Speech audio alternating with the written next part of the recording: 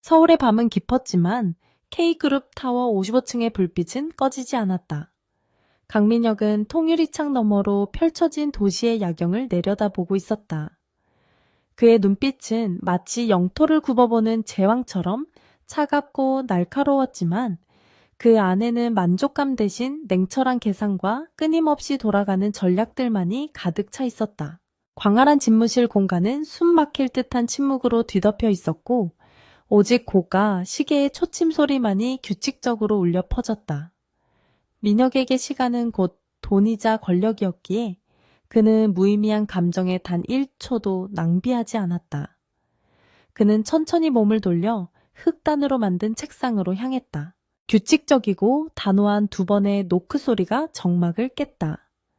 이지안이 두꺼운 서류 뭉치를 들고 차분한 태도로 들어왔다. 그녀는 짙은 남색 정장을 입고 있었는데 이는 가냘픈 체구를 감싸주면서도 냉혹한 총괄 사장 앞에서도 굴하지 않는 보기 드문 강인함을 드러내고 있었다. 지아는 서류를 민혁 앞 테이블에 내려놓았다. 그 동작은 부드러웠지만 결단력이 있었고 조금의 떨림이나 주저함도 찾아볼 수 없었다. 민혁이 우유부단함과 자신감 결여를 가장 혐오한다는 사실을 누구보다 잘 알고 있었기에 그녀는 이 방에 들어올 때마다 항상 냉철함을 유지했다. 오늘 오전 급하게 요청하신 서진그룹 인수합병건에 대한 리스크 분석 보고서입니다. 지안의 목소리는 새벽 2시라는 시간이 무색할 만큼 맑고 또렷하게 울려 퍼졌다. 그녀는 언제나 지치지 않는 효율적인 기계처럼 강민혁의 미친 듯한 업무 속도를 불평 없이 따라잡는 유일한 존재였다. 민혁은 고개를 들어 맞은편 여자의 얼굴을 바라보았다. 수면 부족으로 다소 창백해진 그녀의 얼굴에 시선이 머물렀다. 그는 서류를 집어들고 빠른 속도로 페이지를 넘기기 시작했다. 눈앞에 펼쳐진 수치와 도표 날카로운 분석들은 작성자의 탁월한 능력을 여실히 증명하고 있었다. 오후에 제가 지시한 대로 법률 분석 파트를 수정했군. 아주 훌륭해, 이지안 팀장. 민혁은 서류를 덮으며 낮게 깔린 목소리로 말했다. 그가 겉으로 잘 드러내지 않는 희귀한 만족감이 담겨 있었다. 아부와 무능력자가 넘쳐나는 이 세상에서 그녀는 그가 발견한 가장 귀중한 예외였다. 지아는 가볍게 목례하며 입가에 옅은 미소를 띄었다. 상사와 부하 직원의 선을 넘지 않는 절제된 존중의 표시였다. 감사합니다, 사장님. K그룹이 불필요한 법적 분쟁에 휘말리지 않도록 제 할 일을 했을 뿐입니다. 다른 지시 사항이 없으시면 내일 이사회 준비를 위해 나가보겠습니다. 그러나 민혁은 평소처럼 즉시 나가라고 손짓하는 대신 자리에서 일어나 접개경 소파 쪽으로 천천히 걸어갔다. 그가 유리병에서 따뜻한 물을 한 잔 따르는 모습에 지아는 다소 놀란 눈치였지만 묵묵히 제자리에 서서 그를 기다렸다. 민혁은 평소보다 한결 부드러워진 눈빛으로 돌아섰다. 마셔. 내일 프레젠테이션을 하려면 목 관리해야지. 너무 건조하게 두지 마. 그의 말투는 명령조였지만 그 안에는 예리한 사람만이 알아챌 수 있는 깊은 배려가 숨어 있었다. 지아는 물잔을 받아들었고 그 짧은 순간 두 사람의 손가락이 스치며 미세한 전류가 흘렀다. 고마워요, 민혁씨. 사적인 공간이 만들어낸 찰나의 순간 그녀는 격식 있는 호칭 대신 그들이 단둘이 있을 때 부르던 이름을 불렀다. 그것은 두 사람만의 작은 비밀이었으며 성공의 정점에서 느끼는 고독을 공유하는 두 영혼 사이의 깊은 이해와 공감을 상징했다. 민혁은 물을 마시는 그녀를 바라보며 기묘한 평온함을 느꼈다. 그는 지안이 홀로 아이를 키우며 사회적 편견과 싸운 싱글맘이라는 사실을 잘 알고 있었다. 그녀가 이 그룹의 전략 기획팀장 자리에 오르기까지 보여준 그 불굴의 의지가 처음부터 그를 강렬하게 매료시켰다. 민준이는 좀 어때 열은 내렸나? 민혁이 불쑥 지안의 아들 안부를 물었다. 이는 그가 단순히 업무 성과뿐만 아니라 그녀의 고단한 개인적인 삶까지 마음쓰고 있음을 보여주는 증거였다. 어제 그녀가 아이가 아프다는 소식에 조퇴했던 사실을 그는 기억하고 있었다. 아들 이야기에 지안의 눈빛이 밝아지며 얼굴의 피로가 씻은 듯 사라졌다. 덕분에 많이 좋아졌어요. 어젯밤에 주치의를 보내주셔서 정말 감사했습니다. 도움이 없었다면 한밤중에 어떻게 해야 할지 몰라 당황했을 거예요. 그녀의 눈동자에는 그를 향한 절대적인 진심과 감사가 담겨 있었다. 부담 갖지 마. 당연히 해야 할 일이었으니까. 민혁은 짧게 답하고 다시 책상으로 돌아가 차가운 갑옷을 입듯 본래의 냉철한 모습으로 돌아왔다. 이제 퇴근해. 내일 회의 자료는 김 비서에게 맡겨. 내 유능한 직원이 과로로 쓰러지는 꼴은 보고 싶지 않으니까. 지아는 미소 지으며 고개를 숙였다. 그것이 그녀를 일찍 쉬게 하려는 민혁 나름의 서툰 배려임을 잘 알고 있었다. 문이 닫히고 민혁은 다시 익숙한 정막 속에 남겨졌지만 그의 마음은 이미 업무가 아닌 다른 곳을 향해 복잡하게 얽히기 시작했다. 한편 성북동 언덕 위에 자리 잡은 호화로운 저택에서는 보이지 않는 폭풍이 태동하고 있었다. 강민혁의 친모이자 그룹의 실세인 한 회장은 작은 궁전처럼 꾸며진 응접실에서 차를 마시고 있었다. 그녀는 가문의 명예를 지키기 위해서라면 그 어떤 잔혹한 일도 서슴지 않는 독단적인 인물이었다. 그녀의 맞은편에는 검은 정장을 입은 중년 남자가 앉아 있었다. 전문 사립 탐정 특유의 날카로운 눈빛과 굳게 담은 입술이 인상적이었다. 그는 갈색 서류 봉투를 흑단 테이블 위에 조심스럽게 올려놓았다. 마치 눈앞의 권력자의 심기를 거스르지 않으려는 듯 그 동작은 매우 신중했다.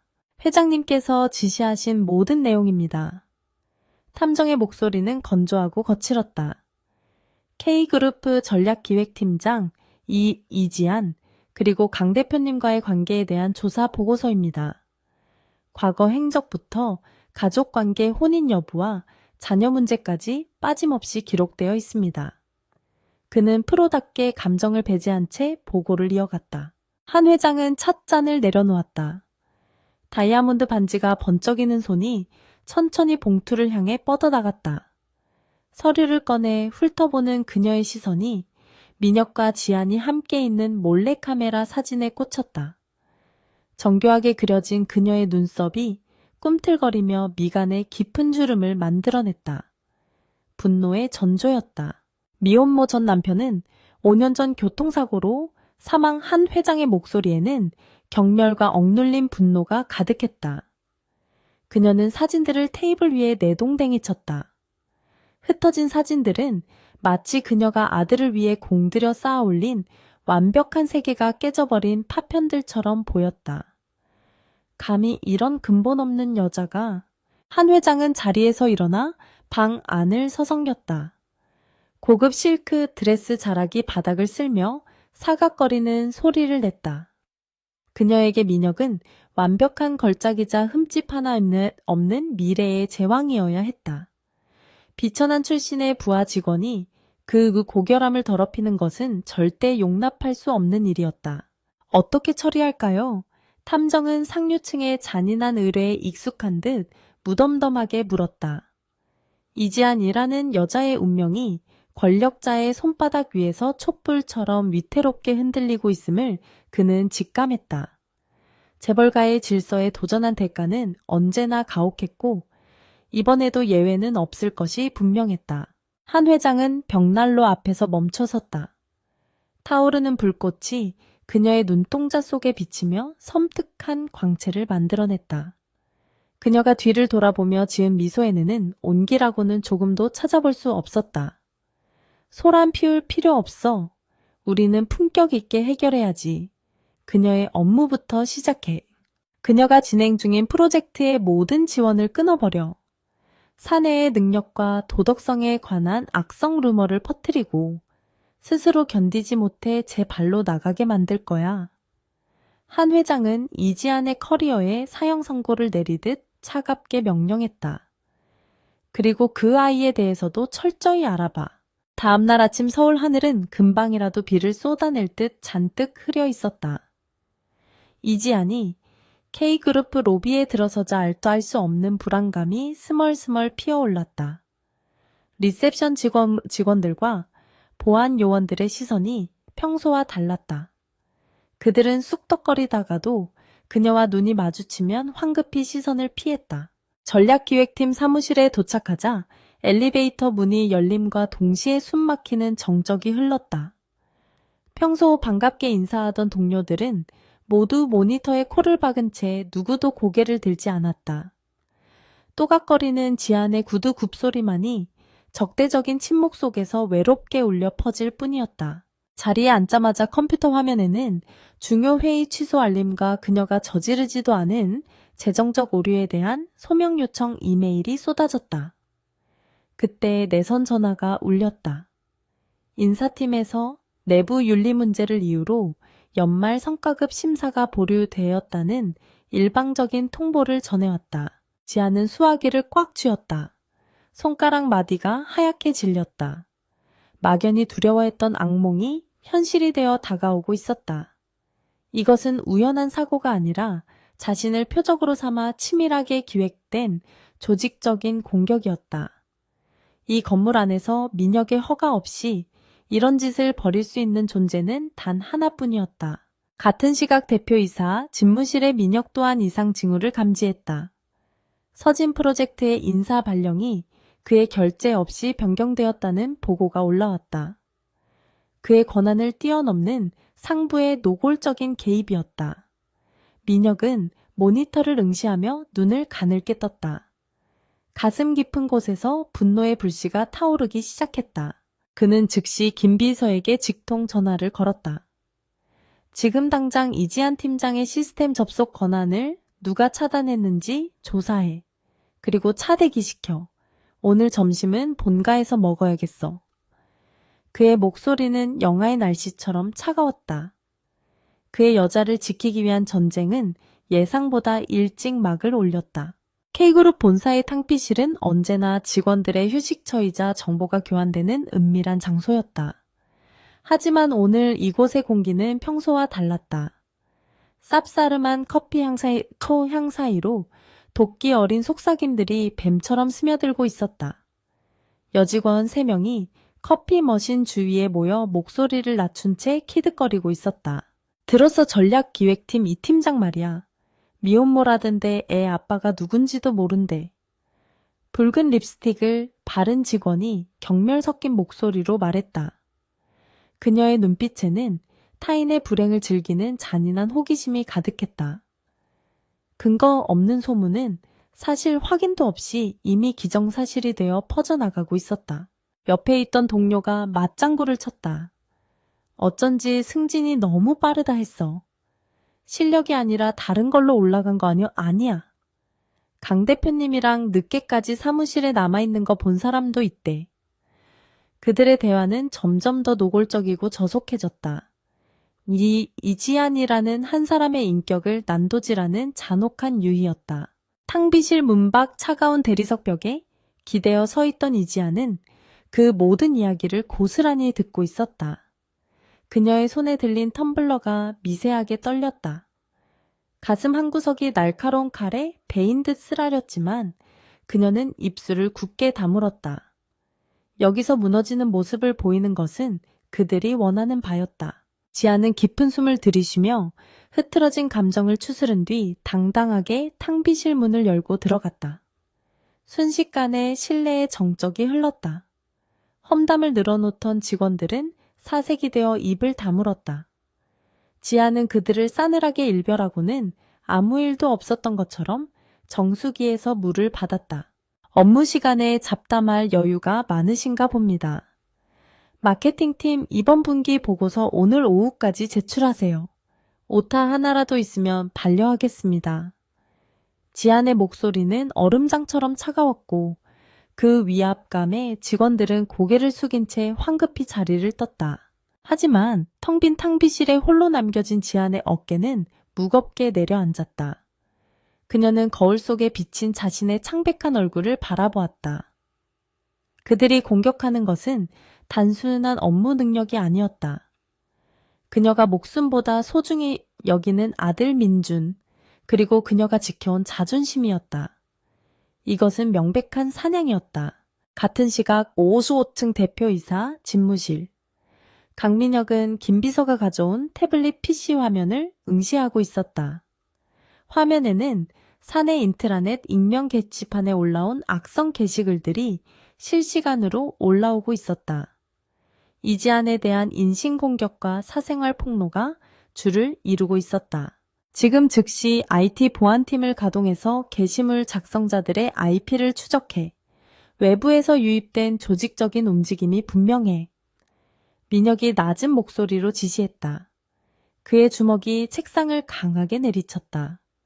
어머니인 한 회장이 이렇게까지 치졸한 방법을 사용할 줄은 몰랐다. 이것은 경고가 아니라 파괴를 목적으로 한 공격이었다. 김 비서가 난처한 표정으로 머뭇거렸다. 대표님, 그게 보안팀 접근 권한이 오전에 변경되었습니다. 감사실장의 승인 없이는 로그 기록을 열람할 수 없도록 시스템이 잠겼습니다. 그것은 민혁의 손발을 묶어놓겠다는 한 회장의 철저한 계산이었다. 민혁의 눈매가 매섭게 굳어졌다. 감사실장은 어머니의 최측근이자 이사회의 눈과 귀 역할을 하는 인물이었다. 그들이 회사의 보안 시스템까지 장악했다면 상황은 생각보다 훨씬 심각했다. 그는 자리에서 일어나 통유리창 쪽으로 걸어갔다. 서울의 정영이 그의 발 아래에 있었지만 지금은 그 어디에도 그가 마음대로 할 수 있는 공간이 없어 보였다. 감사실장 최 전무를 지금 당장 내 방으로 호출해. 민혁이 뒤도 돌아보지 않고 명령했다. 그러나 김 비서의 대답은 예상 밖이었다. 최 전무님은 현재 징계위원회를 주재하고 계십니다. 10분 전 이지안 팀장에게 긴급 소환 명령이 내려졌습니다. 민혁이 맹수처럼 몸을 돌렸다. 뭐 징계위원회 내에 결재도 없이 감히 누구 마음대로. 그의 목소리가 분노로 폭발했다. 그는 재킷을 챙겨 입을 새도 없이 집무실 문을 박차고 나갔다. 복도를 걷는 그의 발걸음에는 살기가 묻어났다. 직원들이 홍해처럼 갈라지며 길을 텄다. 한편 30층 대회의실. 무거운 분위기가 감도는 그곳에는 3명의 징계위원이 나란히 앉아 있었다. 그 중앙에는 최 전무가 거만한 자세로 앉아 서류를 넘기고 있었고 맞은편 의자에는 이지안이 허리를 꼿꼿이 세우고 앉아 있었다. 그녀는 죄인 취급을 받고 있었지만 그 눈빛만은 굴복하지 않았다. 이 팀장 본인이 현재 받고 있는 혐의에 대해 인정합니까? 최 전무가 안경 너머로 지안을 노려보며 물었다. 그의 앞에는 조작된 재무 데이터와 출처를 알 수 없는 사진들이 늘어져 있었다. 경쟁사인 서진그룹 관계자와 사적으로 만난 정황이 포착되었습니다. 이는 명백한 보안 위반입니다. 지안은 냉소적인 미소를 지었다. 그날 저는 강 대표님의 지시로 서진그룹 변호사들과 협상 테이블에 앉아 있었습니다. 공식적인 업무 미팅을 사적인 만남으로 둔갑시키는 저희가 궁금하군요. 회의록과 녹취 파일이 제 개인 서버에 저장되어 있으니 확인해 보시죠. 최 전무의 눈썹이 꿈틀거렸다. 그녀가 이렇게 침착하게 반박할 줄은 예상하지 못한 듯했다. 개인 서버 회사의 보안 규정을 어기고 개인적으로 자료를 보관했다는 겁니까? 그것만으로도 충분히 해고 사유가 됩니다. 그는 꼬투리를 잡아 억지를 부리고 있었다. 논리가 통하지 않는 덫이었다. 보안 규정 제7조 3항 긴급한 업무 수행을 위해 부서장에 승인해 백업 데이터를 보관할 수 있습니다.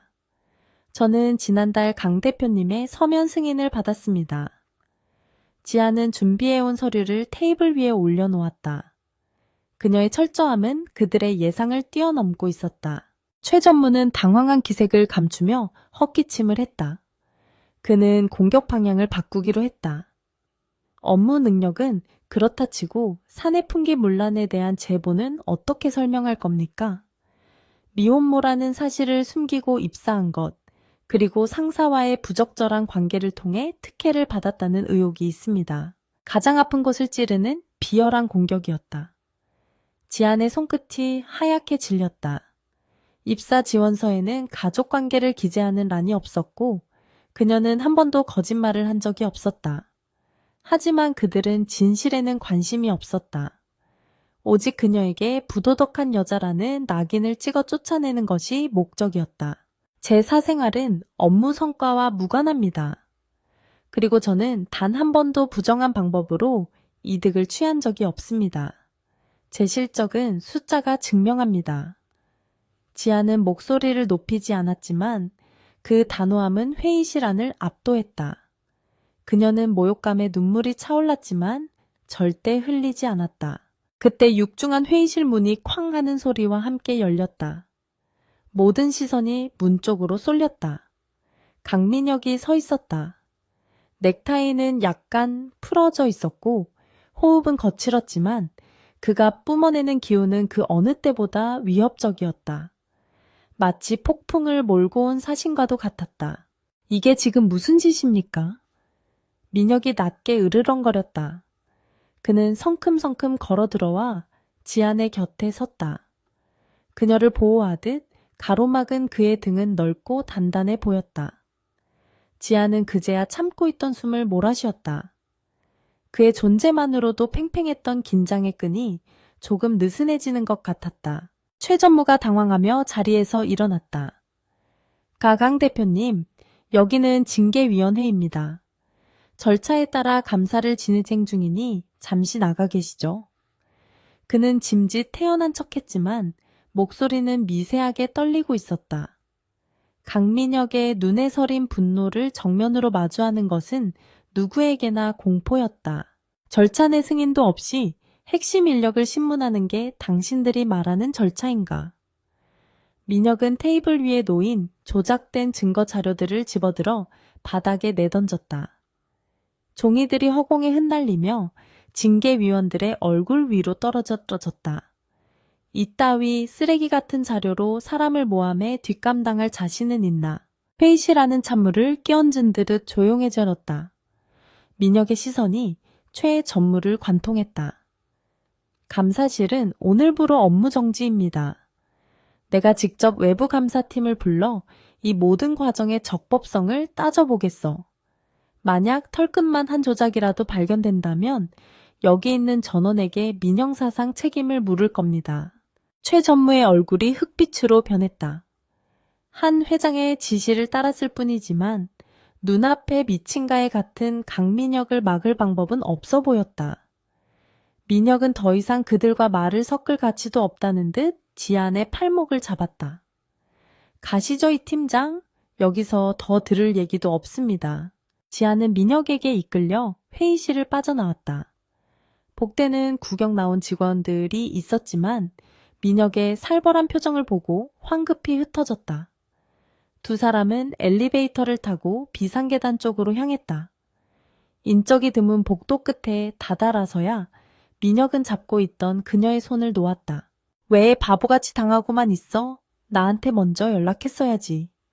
민혁이 화난 듯 소리쳤지만 그 목소리에는 안타까움이 가득했다. 그는 지안의 창백해진 얼굴을 보며 가슴이 미어지는 것을 느꼈다. 자신이 가진 힘으로도 그녀 하나 제대로 지키지 못했다는 자괴감이 들었다. 지안은 고개를 들어 민혁을 바라보았다. 그녀의 눈가는 붉어져 있었지만 눈동자는 여전히 맑았다. 대표님이 오실 때까지 기다릴 수 없었어요. 제가 제 힘으로 버티지 않으면 사람들은 제가 정말로 대표님의 뒤에 숨어있는 여자라고 생각할 테니까요. 그녀의 말은 정곡을 찔렀다. 지아는 민혁의 보호가 필요했지만 동시에 그 보호가 자신을 더 나약한 존재로 만들 수도 있다는 사실을 알고 있었다. 그녀는 스스로의 가치를 증명해야 했고 이 싸움에서 단순한 피해자로 남기를 거부했다. 민혁은 긴 한숨을 내쉬며 머리를 쓸어 넘겼다. 그녀의 강인함이 고마우면서도 한편으로는 미입도록 아팠다. 미안해, 이런 꼴을 당하게 해서. 어머니가 개입했어. 최전무는 꼭두각시일 뿐이야. 그는 결국 인정하고 싶지 않았던 진실을 입 밖으로 꺼냈다. 알고 있었어요. 지안이 담담하게 대답했다. 저를 부를 때부터 느낌이 왔거든요. 회장님은 제가 물러서길 바라시겠죠. 겁을 먹고 도망치길 원하실 거예요. 그녀는 주먹을 꽉 쥐었다. 하지만 저는 도망치지 않을 겁니다. 제 아들을 위해서라도 부끄러운 엄마가 되고 싶지 않아요. 민혁은 그녀에게 한 걸음 더 다가갔다.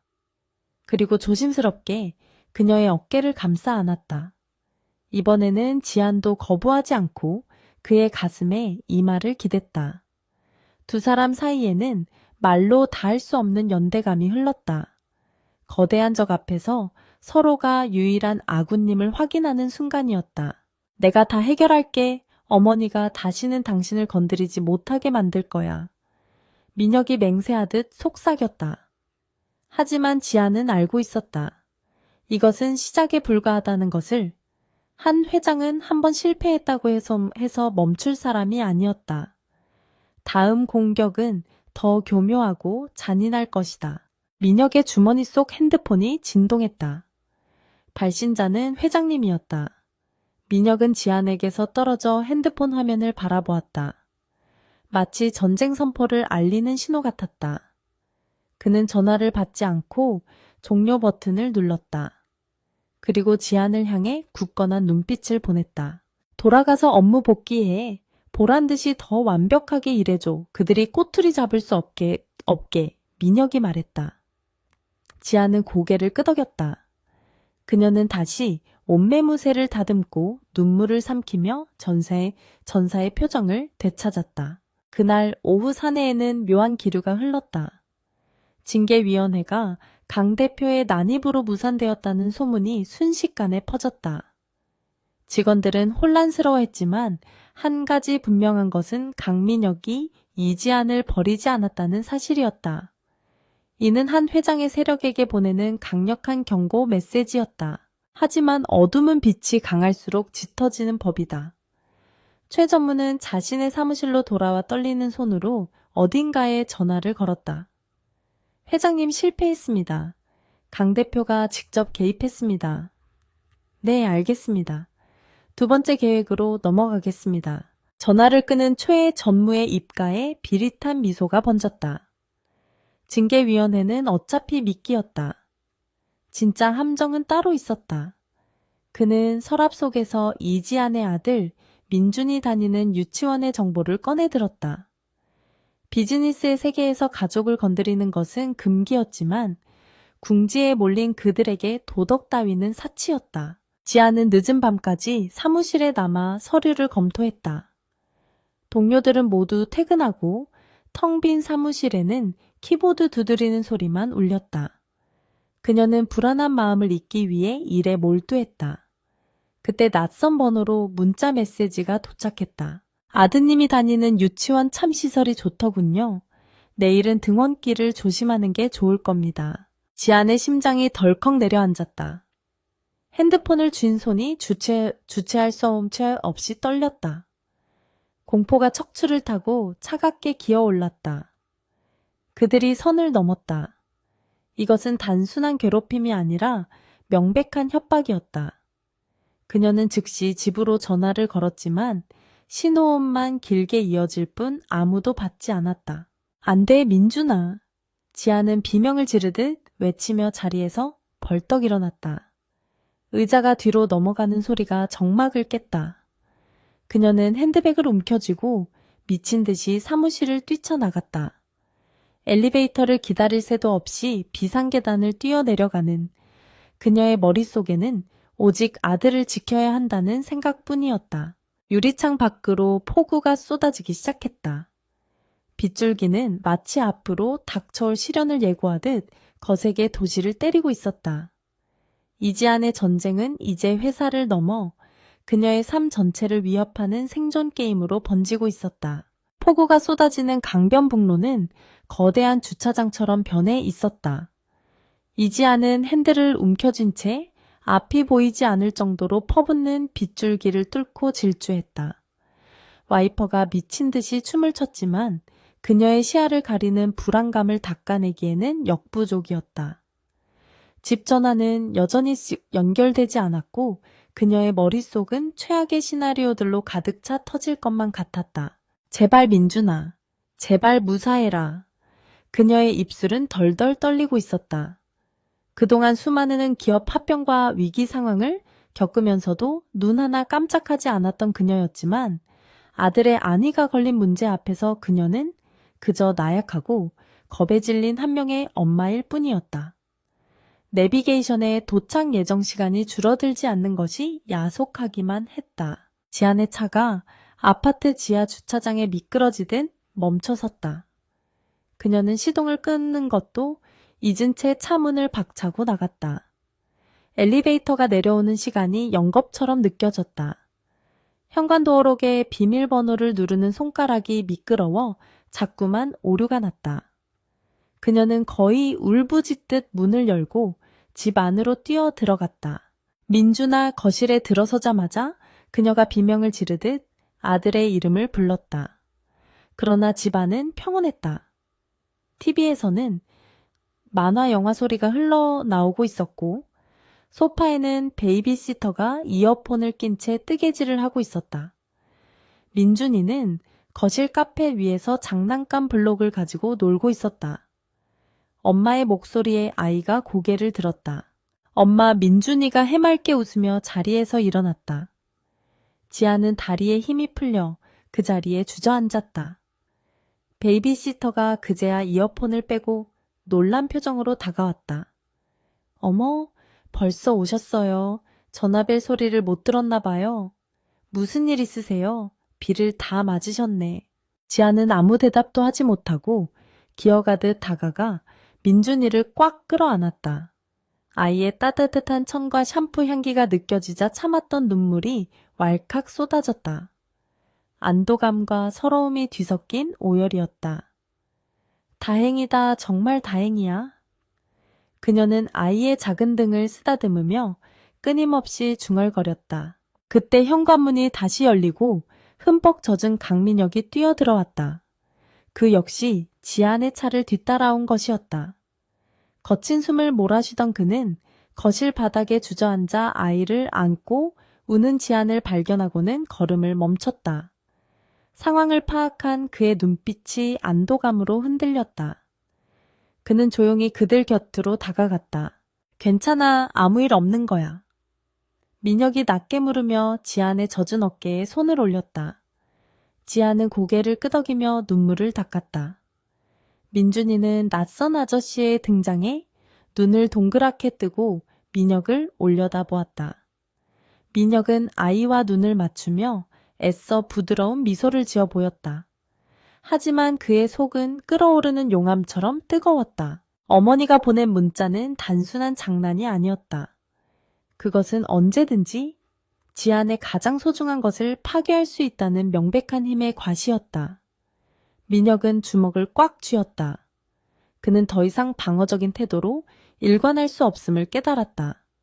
어머니가 선을 넘었다면 그 역시 아들이 아닌 K그룹의 경쟁자로서 대응해야 했다. 다음날 비는 그쳤지만 지안의 마음에는 짙은 먹구름이 드리워져 있었다. 그녀는 평소보다 더 꼼꼼하게 민준이를 챙겨 유치원 버스에 태워보냈다.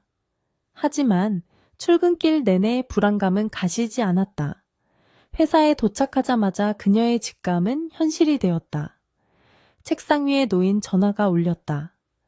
발신자는 민준이가 다니는 사립유치원 원장이었다. 이지연 어머님이시죠? 드릴 말씀이 있어 연락드렸습니다. 오늘 중으로 원에 방문해 주실 수 있으실까요? 원장의 목소리는 평소처럼 상냥했지만 그 안에 담긴 곤란함과 거리감을 지하는 단번에 감지했다. 지금 말씀하시죠. 무슨 문제라도 있나요? 그게 참 말씀드리기 송구합니다만 학부모 운영위원회에서 민준이의 입학 자격에 대해 재심사를 요청했습니다. 가정환경과 관련된 부정적인 소문이 원의 교육 방침과 맞지 않는다는 민원이 빗발쳐서요. 원장의 말은 완곡했지만 내용은 잔인했다. 나가달라는 뜻이었다. 지아는 수화기를 든 채 얼어붙었다. 서울에서도 손꼽히는 명문 유치원인 이곳은 입학되기만 1년이 걸리는 곳이었다. 그녀가 싱글맘으로서 겪을 편견을 막기 위해 무리해서라도 보낸 곳이었다. 그런데 그 보호막마저 권력의 힘 앞에서는 존깃장처럼 찢겨나가고 있었다. 가정 환경이요. 제가 싱글맘인 게 아이의 교육에 무슨 해가 된다는 거죠? 구체적인 사유를 말씀해 보세요. 지안이 떨리는 목소리로 항변했다. 하지만 원장은 한숨을 내쉬며 말했다. 어머님, 저희도 어쩔 수가 없습니다. 재단의 결정입니다. 이번 달까지만 등원하시는 게 좋겠습니다. 전화는 끊어졌다. 지아는 허공을 응시했다. 이것이 한 회장이 말한 품격 있는 해결이었다. 폭력도 욕설도 없었지만 한 사람의 삶을 가장 비참한 방식으로 짓밟는 것. 그녀는 이것이 시작에 불과함을 직감했다. 아들을 볼모로 잡힌 이상 그녀가 버틸 수 있는 시간은 얼마 남지 않았다. 그날 오후 지안의 핸드폰으로 낯선 번호의 문자가 도착했다. 오후 3시 청담동 여인 혼자 올 것. 발신자는 없었지만 누구인지 알 수 있었다. 지아는 입술을 깨물었다. 피할 수 없는 만남이었다. 그녀는 반차를 내고 회사 건물을 빠져나왔다. 여인은 재벌가 사모님들이 주로 이용하는 최고급 전통 찻집이었다. 은은한 가야금 선율이 흐르고 있었지만 지안에게는 장송곡처럼 들렸다. 안내를 받아 들어간 별실에는 한 회장이 우아한 자태로 차를 마시고 있었다. 그녀의 뒤에는 검은 정장의 경호원들이 병풍처럼 서 있었다. 안개?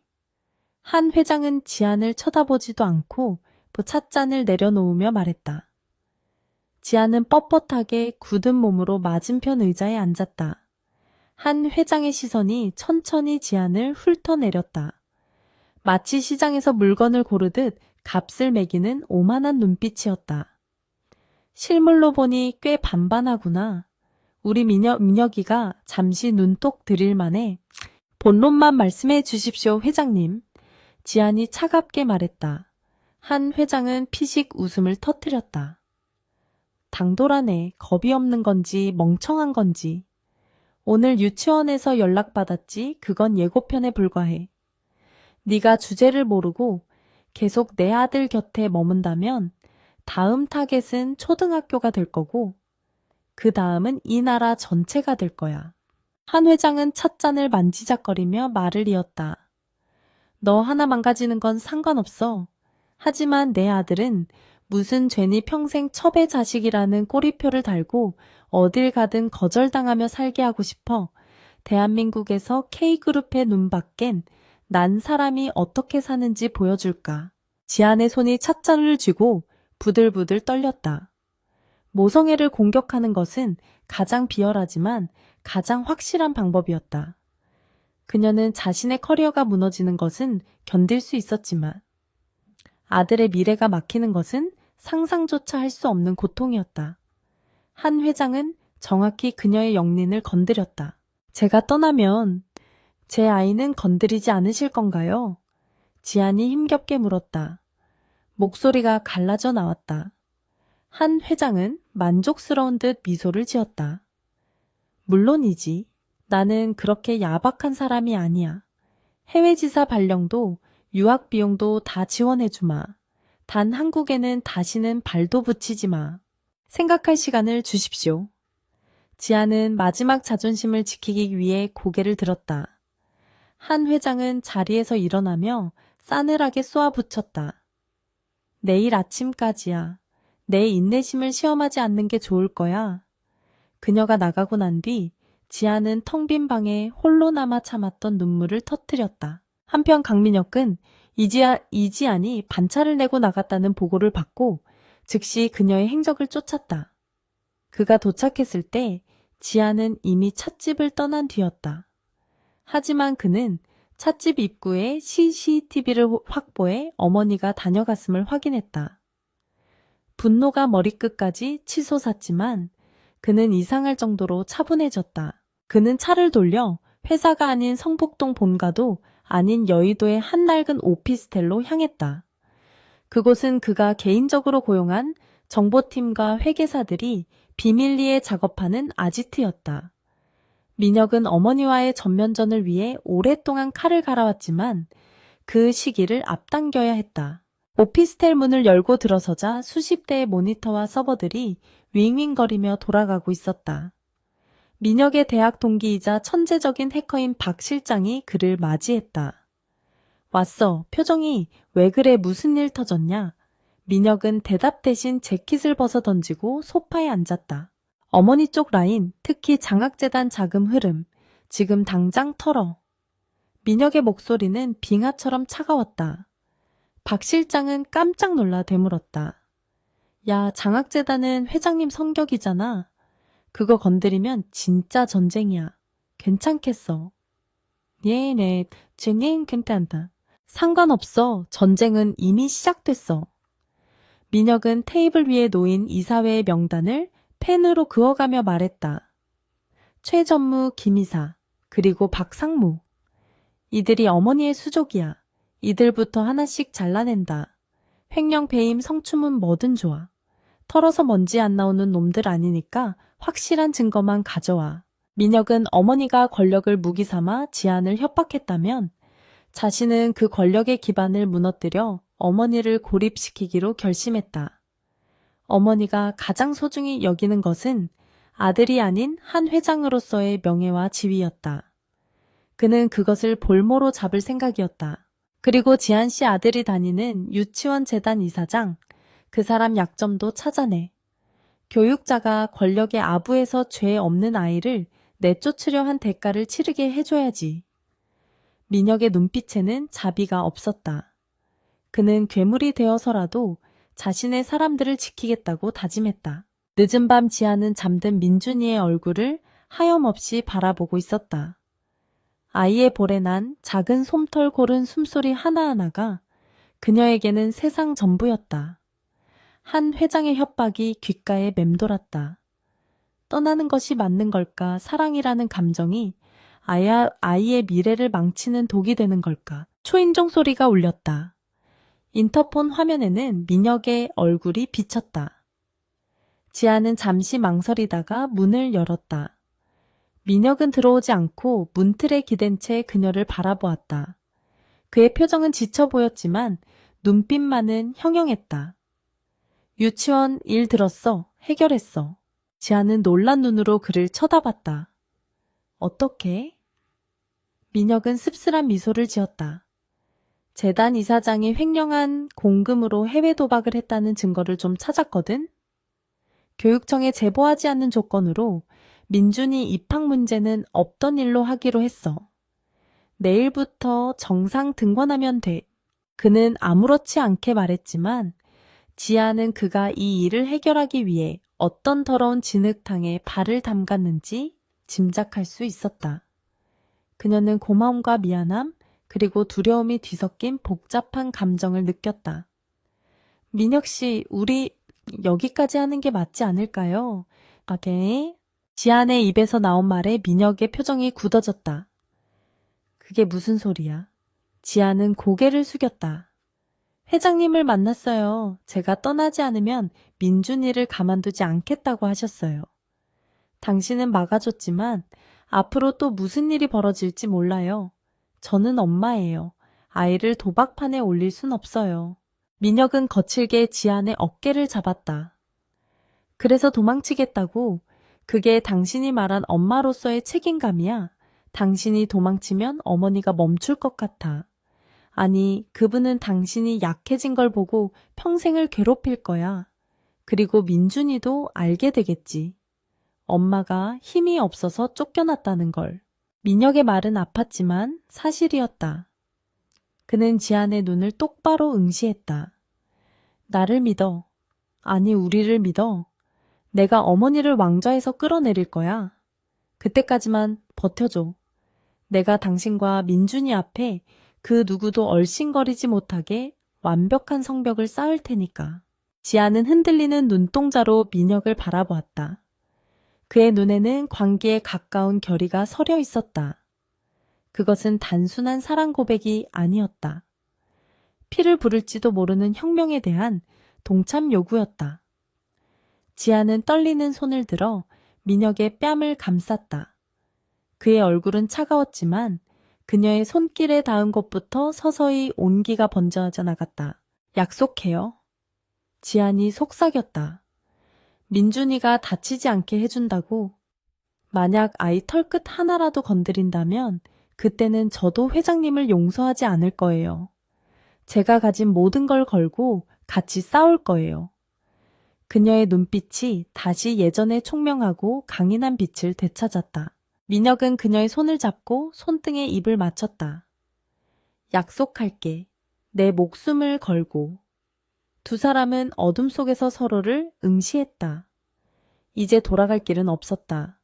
그들은 다가올 폭풍 속으로 함께 걸어 들어가기로 결정했다. 다음날 K그룹 본사에는 전운이 감돌았다. 강민혁 대표가 긴급 이사회를 소집했다는 공지가 떴다. 안건은 경영 투명성 제고를 위한 내부 특별 감사였다. 표면적으로는 평범한 감사였지만 내부 사정을 아는 임원들은 그것이 피해 숙청을 알리는 신호탄임을 직감했다. 한 회장 역시 소식을 듣고 본가에서 전화를 걸어왔다. 네가 지금 제정신이냐? 내 사람들을 건드려 감히 어미한테 칼을 꽂겠다는 거냐? 수화기 너머로 들려오는 고함 소리에 민혁은 차분하게 대답했다. 어머니가 먼저 제 심장에 칼을 꽂으셨죠. 저는 단지 그걸 뽑아서 돌려드리는 것뿐입니다. 그는 전화를 끊고 집무실 창밖을 바라보았다. 먹구름 사이로 한 줄기 빛이 내리쬐고 있었다. 그는 박 실장이 보내온 블루 파일을 열었다. 그곳에는 한 회장의 오른팔인 최 전무가 유령 회사를 통해 비자금을 조성한 내역이 빼곡히 적혀 있었다. 이것 하나면 최 전무는 구속을 면치 못할 것이고 한 회장의 손발 하나가 잘려나가는 셈이었다. 시작해. 민혁이 인터폰으로 김 비서에게 지시했다. 거대한 톱니바퀴가 움직이기 시작했다. 그러나 민혁은 몰랐다. 궁지에 몰린 쥐가 고양이를 물듯 한 회장 역시 자신의 몰락을 지켜보고만 있을 사람이 아니라는 것을. 그녀는 이미 더 치명적이고 더러운 함정을 파고 있었다. 같은 시각 지안의 사무실 컴퓨터 화면에 알 수 없는 파일이 전송되었다. 호기심에 파일을 열어본 지안의 얼굴이 하얗게 질렸다. 그것은 회사의 기밀 설계 도면이었다. 그리고 몇 분 뒤 보안팀 직원들이 그녀의 사무실로 들이닥쳤다. 산업 스파이 혐의로 긴급 체포합니다. 이지안 씨 동행하시죠. 함정이었다. 민혁이 공격을 시작한 순간 한 회장은 동시에 지안을 법적으로 매장시키기 위한 덫을 발동시킨 것이다. 지안은 억울함을 호소할 틈도 없이 양팔을 붙잡혔다. 그녀는 필사적으로 민혁의 집무실 쪽을 바라보았지만 굳게 닫힌 문은 열리지 않았다. 보안팀 직원들의 거친 손길이 이 이지안의 팔을 우악스럽게 움켜쥐었다.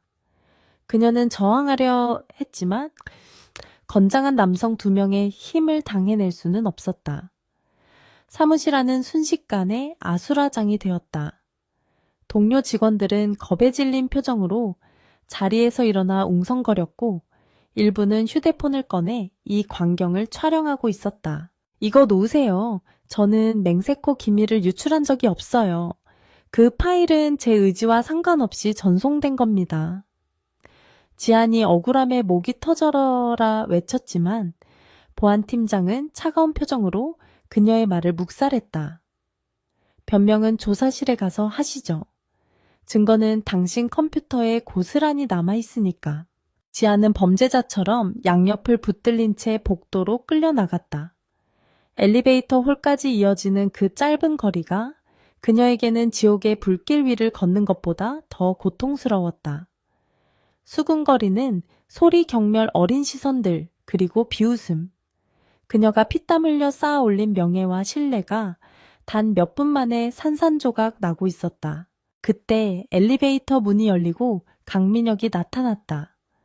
그의 뒤에는 김 비서와 임원들이 따르고 있었다. 소란을 듣고 내려온 것이 분명했다. 지안의 눈이 간절함으로 흔들렸다. 그라면 강민혁이라면 이 억울한 누명을 벗겨주고 자신을 구해줄 것이라고 믿었다. 보안팀장이 민혁을 보고 멈춰서서 고개를 숙였다. 대표님, 전략기획팀 이지한 팀장을 산업기술유출방지법 위반 혐의로 긴급 체포하는 중입니다. 경쟁사로 신제품 설계 도면을 전송한 로그 기록을 확보했습니다. 민혁의 시선이 지안에게 꽂혀쳤다. 지안은 숨을 죽이고 그를 바라보았다. 아니라고 말해줘요. 믿는다고 말해줘요. 그녀의 눈빛은 애원하고 있었다. 하지만 민혁의 표정은 그 어느 때보다 차갑고 무감각했다. 마치 모르는 사람을 보는 듯한 건조한 눈빛이었다. 로즈 기록이 확실한가? 민혁이 보안팀장에게 물었다. 그의 목소리에는 일말의 동요도 없었다. 보안팀장은 확신에 찬 목소리로 대답했다.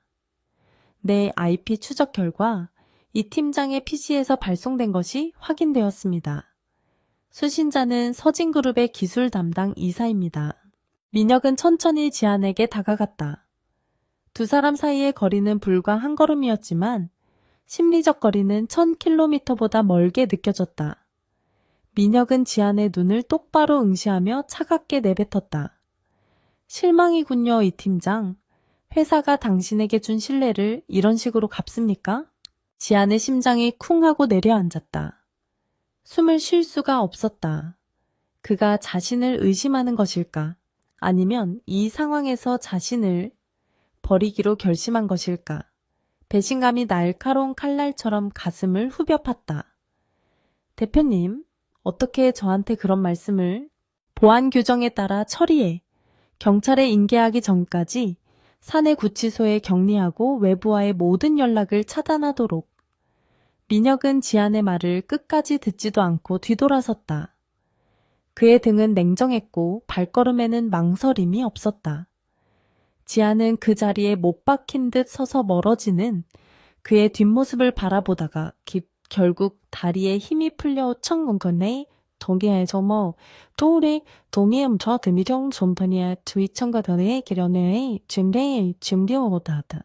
보안팀에 의해 지하 조사실로 끌려간 지안은 차가운 철제 의자에 홀로 남겨졌다. 사방이 막힌 회색 벽, 눈을 찌르는 형광등 불빛, 공포와 절망이 밀려왔다.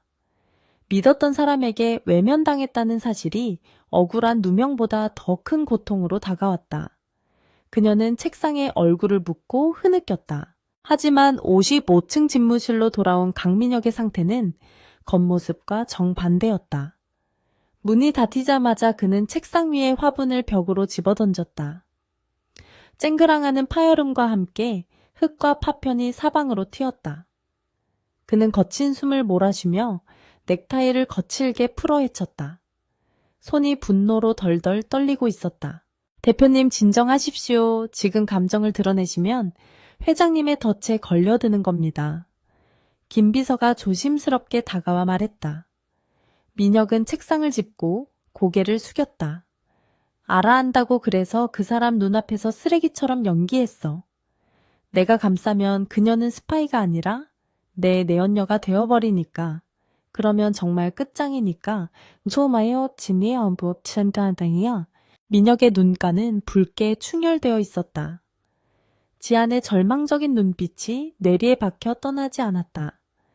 당장이라도 달려가서 그녀를 안아주고 싶었지만 그랬다간 이사회가 그녀를 대표이사를 홀려 회사를 팔아먹은 여자로 매도할 것이 뻔했다. 어머니는 그것을 노리고 공개적인 장소에서 체포쇼를 벌인 것이다. 박 실장 연결해, 당장. 민혁이 이를 악물고 말했다. 잠시 후 스피커폰 너머로 박 실장의 목소리가 들려왔다. 보고 있어. 와, 이거 진짜 정교한데? 지안 씨 컴퓨터에 악성 코드를 심어 넣은 게 아니야. 아예 사내 서버 관리자 권한으로 접속해서 그녀의 아이디로 패킷을 쏘아보낸 거야. 누구야 관리자 권한에 접근할 수 있는 놈이? 민혁의 목소리가 낮게 깔렸다. 박 실장은 키보드를 두드리는 소리와 함께 대답했다. 보안팀장 전산 실장, 그리고 최 전무. 근데 로그 기록을 보니까 아주 미세한 딜레이가 있어. 이거는 내부망이 아니라 외부에서 원격으로 조종했다는 증거야. 외부 누가 조날 민혁이 되물었다. IP를 세탁해서 추적이 어렵긴 한데 이 정도 실력이면 업계에 몇 명 없어. 팬텀이라는 놈이 의심돼. 주로 기업 사냥꾼들이 고용하는 해커지. 만약 그놈이 개입했다면 이건 단순한 누명이 아니라 누군가 거액을 주고 의뢰했다는 소리야. 민혁의 머릿속에 퍼즐이 맞춰지기 시작했다. 어머니는 단순히 지안을 쫓아내려는 게 아니었다. 아예 사회적으로 매장시켜 재기불능으로 만들고 동시에 민혁의 리더십에 흠집을 내어 경영권을 흔들려는 속셈이었다. 어머니의 잔혹함에 민혁은 치가 떨렸다. 그 팬텀이라는 놈 찾아내. 지구 끝까지 쫓아서라도 잡아와. 그놈 입에서 누가 사주했는지 불게 만들어야 해. 민혁이 명령했다. 그리고 김 비서 지한 씨에게 변호사를 보내. 회사 고문 변호사 말고 내가 개인적으로 아는 로펌의 최 변호사로. 접견 가서 전해. 절대 혐의 인정하지 말고 묵비권 행사하라고. 내가 반드시 꺼내준다고. 한편 지하 조사실의 문이 열리고 낯선 남자가 들어왔다. 경찰이었다. 보안팀의 신고를 받고 출동한 서대문 경찰서 지능범죄수사팀 형사였다. 그는 지안의 앞에 앉아 체포영장을 들이밀었다. 이지한 씨 당신을 산업기술 유출 및 부정경쟁방지법 위반 혐의로 긴급 체포합니다. 지안은 멍한 눈으로 영장을 바라보았다. 수갑이 그녀의 얇은 손목에 채워졌다. 차가운 금속의 감촉이 현실을 자각하게 했다. 그녀는 경찰들에게 이끌려 회사 로비를 지나 호송차에 올랐다. 플래시가 터졌다. 언제 정보가 샜는지 기자들이 몰려와 있었다. 이 팀장님 혐의 인정하십니까? 경쟁사로부터 얼마를 받기로 했습니까? 강 대표님과는 어떤 관계입니까? 쏟아지는 질문, 세례 속에서 지아는 고개를 푹 숙였다. 그녀는 죄인이 아니었지만 세상은 이미 그녀를 마녀로 규정하고 있었다. 호송차의 창문 너머로 멀어지는 K그룹 타워가 보였다. 그녀의 청춘과 열정을 바친 곳이 거대한 괴물이 되어 그녀를 삼키고 있었다. 경찰서 유치장에 갇힌 지아는 벽에 기대어 무릎을 끌어안았다. 밤이 깊었지만 잠이 오지 않았다.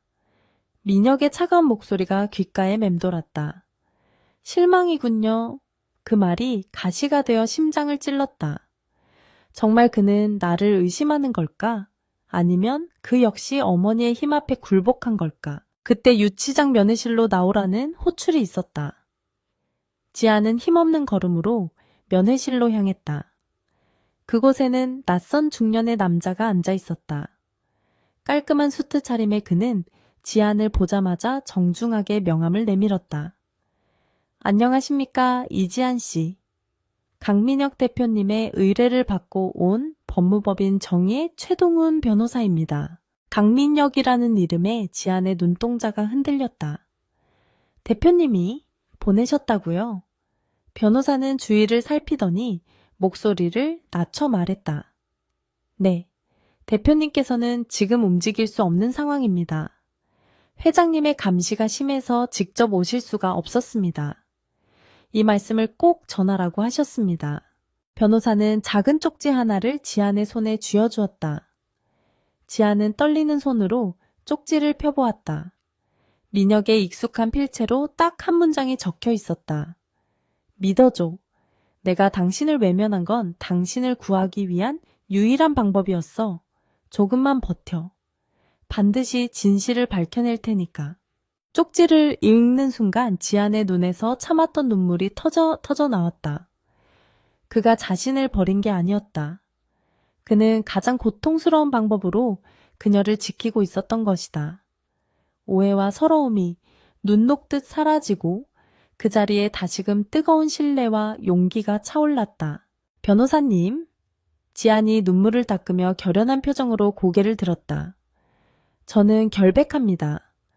그리고 이 싸움에서 절대 지지 않을 겁니다. 어떻게 하면 되나요? 최 변호사는 만족스러운 듯 고개를 끄덕였다. 좋습니다. 지금부터 우리는 방역을 준비할 겁니다. 우선 경찰 조사에서 묵비권을 행사하십시오. 그리고 우리가 확보해야 할 증거는 같은 시각 민혁은 텅 빈 집무실에서 혼자 술잔을 기울이고 있었다. 창밖의 서울 야경은 여전히 화려했지만 그의 마음은 칠흑 같은 어둠이었다. 그는 핸드폰을 들어 어딘가로 전화를 걸었다. 어머니 접니다. 수화기 너머로 한 회장의 여유로운 목소리가 들려왔다. 그래 민혜여가 이제 좀 정신이 드니 그깟 여자 하나 때문에 회사를 시끄럽게 만들다니. 네가 직접 처리한 건 잘한 일이다. 역시 내 아들이야. 그녀는 아들이 굴복했다고 착각하고 있었다. 민혁은 입가에 비릿한 미소를 지었다. 네, 어머니 말씀이 맞습니다. 감정이 앞서서 실수를 했습니다. 내일 이사회에서 공식적으로 사과드리고 이번 사태에 대한 책임을 지겠습니다. 그리고 어머니가 원하시는 대로 서진그룹과의 합병건 전면 재검토하겠습니다. 그것은 항복선언처럼 들렸지만 사실은 미끼였다. 한 회장의 경계심을 허물고 그녀가 승리에 도취해 방심하게 만들려는 고도의 심리전이었다. 오냐 잘 생각했다. 내일 저녁에 집으로 와라. 오랜만에 가족끼리 식사나 하자꾸나. 한 회장은 기분 좋게 전화를 끊었다. 전화를 끄는 민혁의 눈빛이 매섭게 빛났다. 가족 식사라. 그게 어머니의 마지막 만찬이 될 겁니다. 그는 자리에서 일어나 화이트보드 앞에 섰다.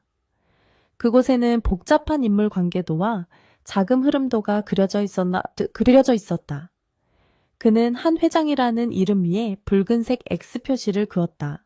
다음날 아침 경찰서 유치장에서 나온 지아는 초췌하지만 단단해진 모습이었다.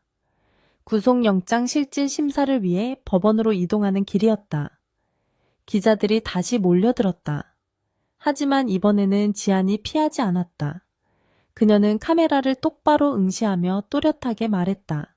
저는 결백합니다. 이 사건은 조작되었습니다. 그리고 진실은 반드시 밝혀질 것입니다. 저는 K그룹의 기술을 훔치지 않았습니다. 오히려 누군가가 K그룹의 정의를 훔치려 하고 있습니다. 그녀의 당당한 발언은 생중계로 전국에 퍼져나갔다. TV로 그 모습을 지켜보던 한 회장은 찻잔을 집어 던졌다. 저게 미쳤나 당장 입 막아 구속영장 무조건 발부되게 만들어 비서들이 혼비백산하여 전화를 돌리기 시작했다. 하지만 그 시각 민혁의 지시를 받은 박 실장은 해커 팬텀의 은신처를 찾아냈다. 허름한 PC방 지하 골방이었다. 박 실장과 민혁의 경호원들이 문을 부수고 들어갔을 때 깡마른 체구의 남자가 헤드셋을 쓴 채 라면을 먹고 있었다. 그는 놀라서 도망치려 했지만 경호원들에게 단숨에 제압당했다. 이거 놔 니들 뭐야? 남자가 발악했다. 뒤따라 들어온 민혁이 천천히 그에게 다가갔다. 민혁은 남자의 턱을 잡아 올리며 낮게 속삭였다. 네가 K그룹 서버 해킹했지. 야 이지한 팀장 누명 씌운 거. 누구 사주야? 지금 불면 경찰에는 넘기지 않으마. 하지만 거짓말하면 넌 이 방에서 살아서 못 나갈 거야. 남자는 민혁의 눈에서 진짜 살기를 느꼈다. 그는 덜덜 떨며 입을 열었다. 최 전무가 시켰어요. 돈은 비트코인으로 받았고 로그 기록 조작해주면 2배로 준다고. 결정적인 증언이 확보되었다. 하지만 민혁은 여기서 멈추지 않았다. 그는 남자의 컴퓨터를 압수해 최 전무와의 대화 내역 송금 기록, 원본을 모두 백업했다. 이것은 최 전무뿐만 아니라 그 뒤에 있는 한 회장의 꼬리까지 밟을 수 있는 핵폭탄급 증거였다. 민혁은 박 실장에게 눈짓했다.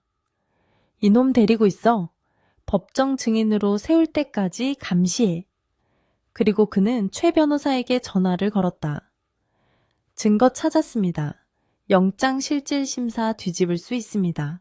오후 2시 서울중앙지방법원 판사 앞에서 심사가 진행 중이었다. 검찰 측은 도주 우려와 증거 인멸 가능성을 들어 구속을 강력히 주장했다. 지아는 최후 진술을 앞두고 있었다. 그때 법정 문이 열리고 최 변호사가 다급히 들어와 재판장에게 USB 하나를 제출했다. 존경하는 재판장님, 피의자의 무죄를 입증할 결정적인 새로운 증거를 제출합니다. 이 사건은 피의자가 저지른 범죄가 아니라 제3자에 의한 정교한 해킹 범죄임이 밝혀졌습니다. 법정 안이 술렁거렸다. 판사는 증거 영상을 확인한 후 안경을 고쳤으며 지안을 바라보았다. 긴 침묵 끝에 판사가 입을 열었다. 제출된 증거의 신빙성이 매우 높고 피의자가 오히려 피해자일 가능성이 있어 보입니다. 따라서 구속영장을 기각합니다. 기각. 그 두 글자를 듣는 순간 지아는 다리가 풀려 자리에 주저앉았다. 최 변호사가 그녀를 부축했다. 고생하셨습니다, 이 팀장님. 이제 나가시죠. 기다리는 분이 계십니다. 법원 정문을 나서자 저 따사로운 오후 햇살이 쏟아졌다. 그리고 그 햇살 아래 검은색 세단 한 대가 서 있었다. 차 문이 열리고 강민혁이 걸어 나왔다. 그는 더 이상 차가운 대표이사가 아니었다. 그는 한 걸음에 달려와 지안을 와락 끌어안았다. 수많은 기자들의 플래시 세례 속에서도 그는 그녀를 놓지 않았다. 미안해. 늦어서 미안해. 민혁의 목소리가 떨렸다. 지아는 그의 품에 안겨 참았던 눈물을 터뜨렸다. 믿었어요. 올 줄 알았어요. 두 사람의 포옹은 단순한 재회가 아니었다. 그것은 거대한 악에 맞서는 두 연인의 선전포고이자 반격의 서막을 알리는 신호탄이었다.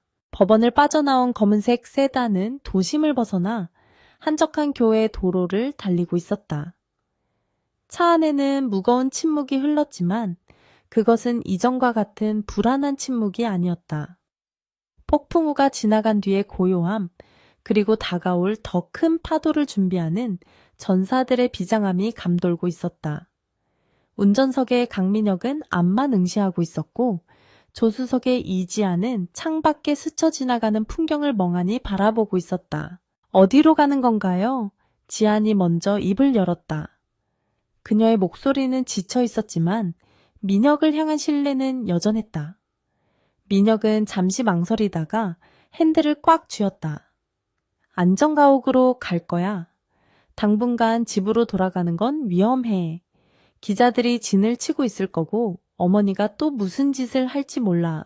차는 남양주에 위치한 민혁의 개인 별장에 도착했다. 높은 담벼락과 최첨단 보안 시스템으로 둘러싸인 요새 같은 곳이었다. 거실에 들어서자마자 민혁은 지안을 소파에 앉히고 따뜻한 차를 내왔다. 김이 모락모락 나는 찻잔을 쥔 지안의 손을 민혁이 조심스럽게 감싸 쥐었다. 그의 손은 따뜻했지만 미세하게 떨리고 있었다. 지안씨, 지금부터 내가 하는 말 오해하지 말고 들어줘. 민혁의 눈빛이 흔들렸다. 그는 힘겹게 입을 뗐다. 내일부로 당신에게 정직 처분을 내릴 거야. 기한은 무기한이야. 표면적인 이유는 이번 사건으로 인해 회사의 이미지가 실추되었고 내부 감사가 끝날 때까지 자숙이 필요하다는 명분이야. 지아는 놀란 눈으로 민혁을 바라보았다. 억울한 누명을 벗자마자 정직이라니. 하지만 그녀는 곧 민혁의 의도를 파악했다. 그의 눈 속에 담긴 고통과 미안함을 읽었기 때문이다. 이것은 그녀를 버리는 것이 아니라 적들의 시야에서 그녀를 지우기 위한 연막 작전이었다. 회장님을 안심시키려는 거군요. 지안이 담담하게 말했다. 제가 회사에서 쫓겨나고 당신이 어머니에게 굴복한 것처럼 보여야 그들이 방심할 테니까요. 민혁은 고개를 끄덕였다. 맞아. 어머니는 당신이 무죄를 받았어도 회사에 남아있는 꼴은 못 보실 거야. 당신을 내 곁에서 떼어내야만 공격을 멈추실 거야. 민혁은 괴로운 듯 마른 세수를 했다. 그리고 하나 더 있어. 내가 어머니가 추진하는 정략 결혼을 받아들일 거야. 대성그룹의 막내딸 최유라와의 약혼을 공식화할 생각이야. 이 말은 비수처럼 지안의 가슴에 꽂혔다. 머리로는 이해했지만 심장이 찢어지는 고통은 어쩔 수 없었다. 지안은 찻잔을 내려놓고 심호흡을 했다. 눈물이 차올랐지만 억지로 삼켰다. 지금은 감정에 휘둘릴 때가 아니었다. 그녀는 강민혁의 연인이기 전에 K그룹의 유능한 전략가였다. 알겠어요. 그게 최선의 전략이라면 그렇게 해요. 적을 속이려면 우리 자신부터 속여야 하니까요. 미안해, 정말 미안해. 민혁이 지안을 와락 끌어안았다. 그의 목소리가 물기에 젖어 있었다. 이슈는 오래가지 않을 거야. 약속해. 다음 달 창립 기념일 파티 그날이 D-Day야. 그때 모든 걸 뒤집을 거야. 당신은 그때까지만 그림자 속에 숨어서 나를 도와줘. 지아는 민혁의 등 뒤로 팔을 둘러 그를 다독였다. 저는 괜찮아요. 오히려 회사 밖에 있는 게 움직이기 더 편할 수도 있어요. 내부에서는 접근할 수 없었던 자료들 제가 밖에서 찾아낼게요. 당신은 안에서, 저는 밖에서 양동 작전으로 가요. 그녀의 눈동자가 어둠 속에서 결의에 찬 빛을 발했다. 다음날 K그룹은 공식 입장문을 발표했다. 이지한 팀장에 대한 혐의는 벗겨졌으나 도의적인 책임을 물어 무기한 정직 처분을 내린다. 언론은 이를 대서특필했고 여론은 재벌가의 꼬리 자르기라며 비난했지만 한편으로는 잠잠해졌다. 그날 저녁 민혁은 성북동 본가로 향했다. 대문 앞에서 그는 깊은 숨을 들이쉬며 표정을 바꿨다. 냉철하고 반항적이었던 아들의 얼굴을 지우고 패배감에 젖은 순종적인 아들의 가면을 썼다. 응접실에 들어서자 한 회장이 기다렸다는 듯 승리의 미소를 지으며 그를 맞이했다. 잘 생각했다. 그깟 여자 하나 때문에 내 인생을 망칠 수는 없지. 한 회장은 차를 권하며 여유롭게 말했다. 정직 처분이라. 해고가 아닌 게 마음에 안 들지만 일단 눈앞에서 치워버렸으니 봐주마. 이제 정신 차리고 대성그룹과의 혼담이나 진행에게 최 회장님이 기다리신다. 민혁은 고개를 숙인 채 힘없는 목소리로 대답했다. 네, 어머니 뜻대로 하겠습니다. 이번 일로 깨달은 게 많습니다. 사랑이니 뭐니 하는 감정 노름이 얼마나 부질없는지 알았습니다. 회사를 위해서라면 정략 결혼도 감수하겠습니다. 그의 연기는 완벽했다. 영혼이 빠져나간 듯한 공허한 눈빛이 한 회장의 의심을 완전히 거두게 했다. 한 회장은 만족스러운 듯 웃음을 터뜨렸다. 그래, 그게 내 아들이지. 이번 주말에 최유라 양과 식사 자리를 마련해 두마. 사진도 찍어서 언론에 흘리고 주가 부양에도 도움이 될 거야. 이제야 모든 게 제자리로 돌아오는구나. 민혁은 주먹을 꽉 쥐어 손톱이 살을 파고들었지만 표정 하나 변하지 않고 자리를 지켰다. 웃으십시오, 어머니. 지금 마음껏 웃어두셔야 할 겁니다. 그 웃음이 통곡으로 바뀌는 건 순식간일 테니까요. 그는 속으로 차가운 저주를 퍼부으며 어머니의 찻잔에 물을 채워주었다. 한편 정직 상태가 된 지아는 집안에 틀어박혀 본격적인 작업에 착수했다. 민혁이 건네준 노트북은 K그룹 메인 서버의 백도어와 연결되어 있었다. 그녀는 낮에는 민준이를 돌보고 아이가 잠든 밤이면 밤새 모니터와 씨름했다. 그녀의 목표는 한 회장의 비자금 저수지를 찾는 것이었다. 그녀는 유령이라 불리는 익명의 제보자가 보낸 파일들을 분석하기 시작했다.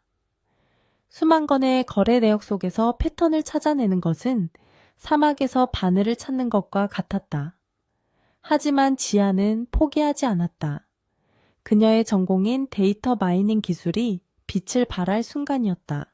며칠 후 새벽 3시, 지안의 눈이 번쩍 뜨였다. 복잡하게 얽힌 자금 흐름 속에서 이상한 점을 발견한 것이다.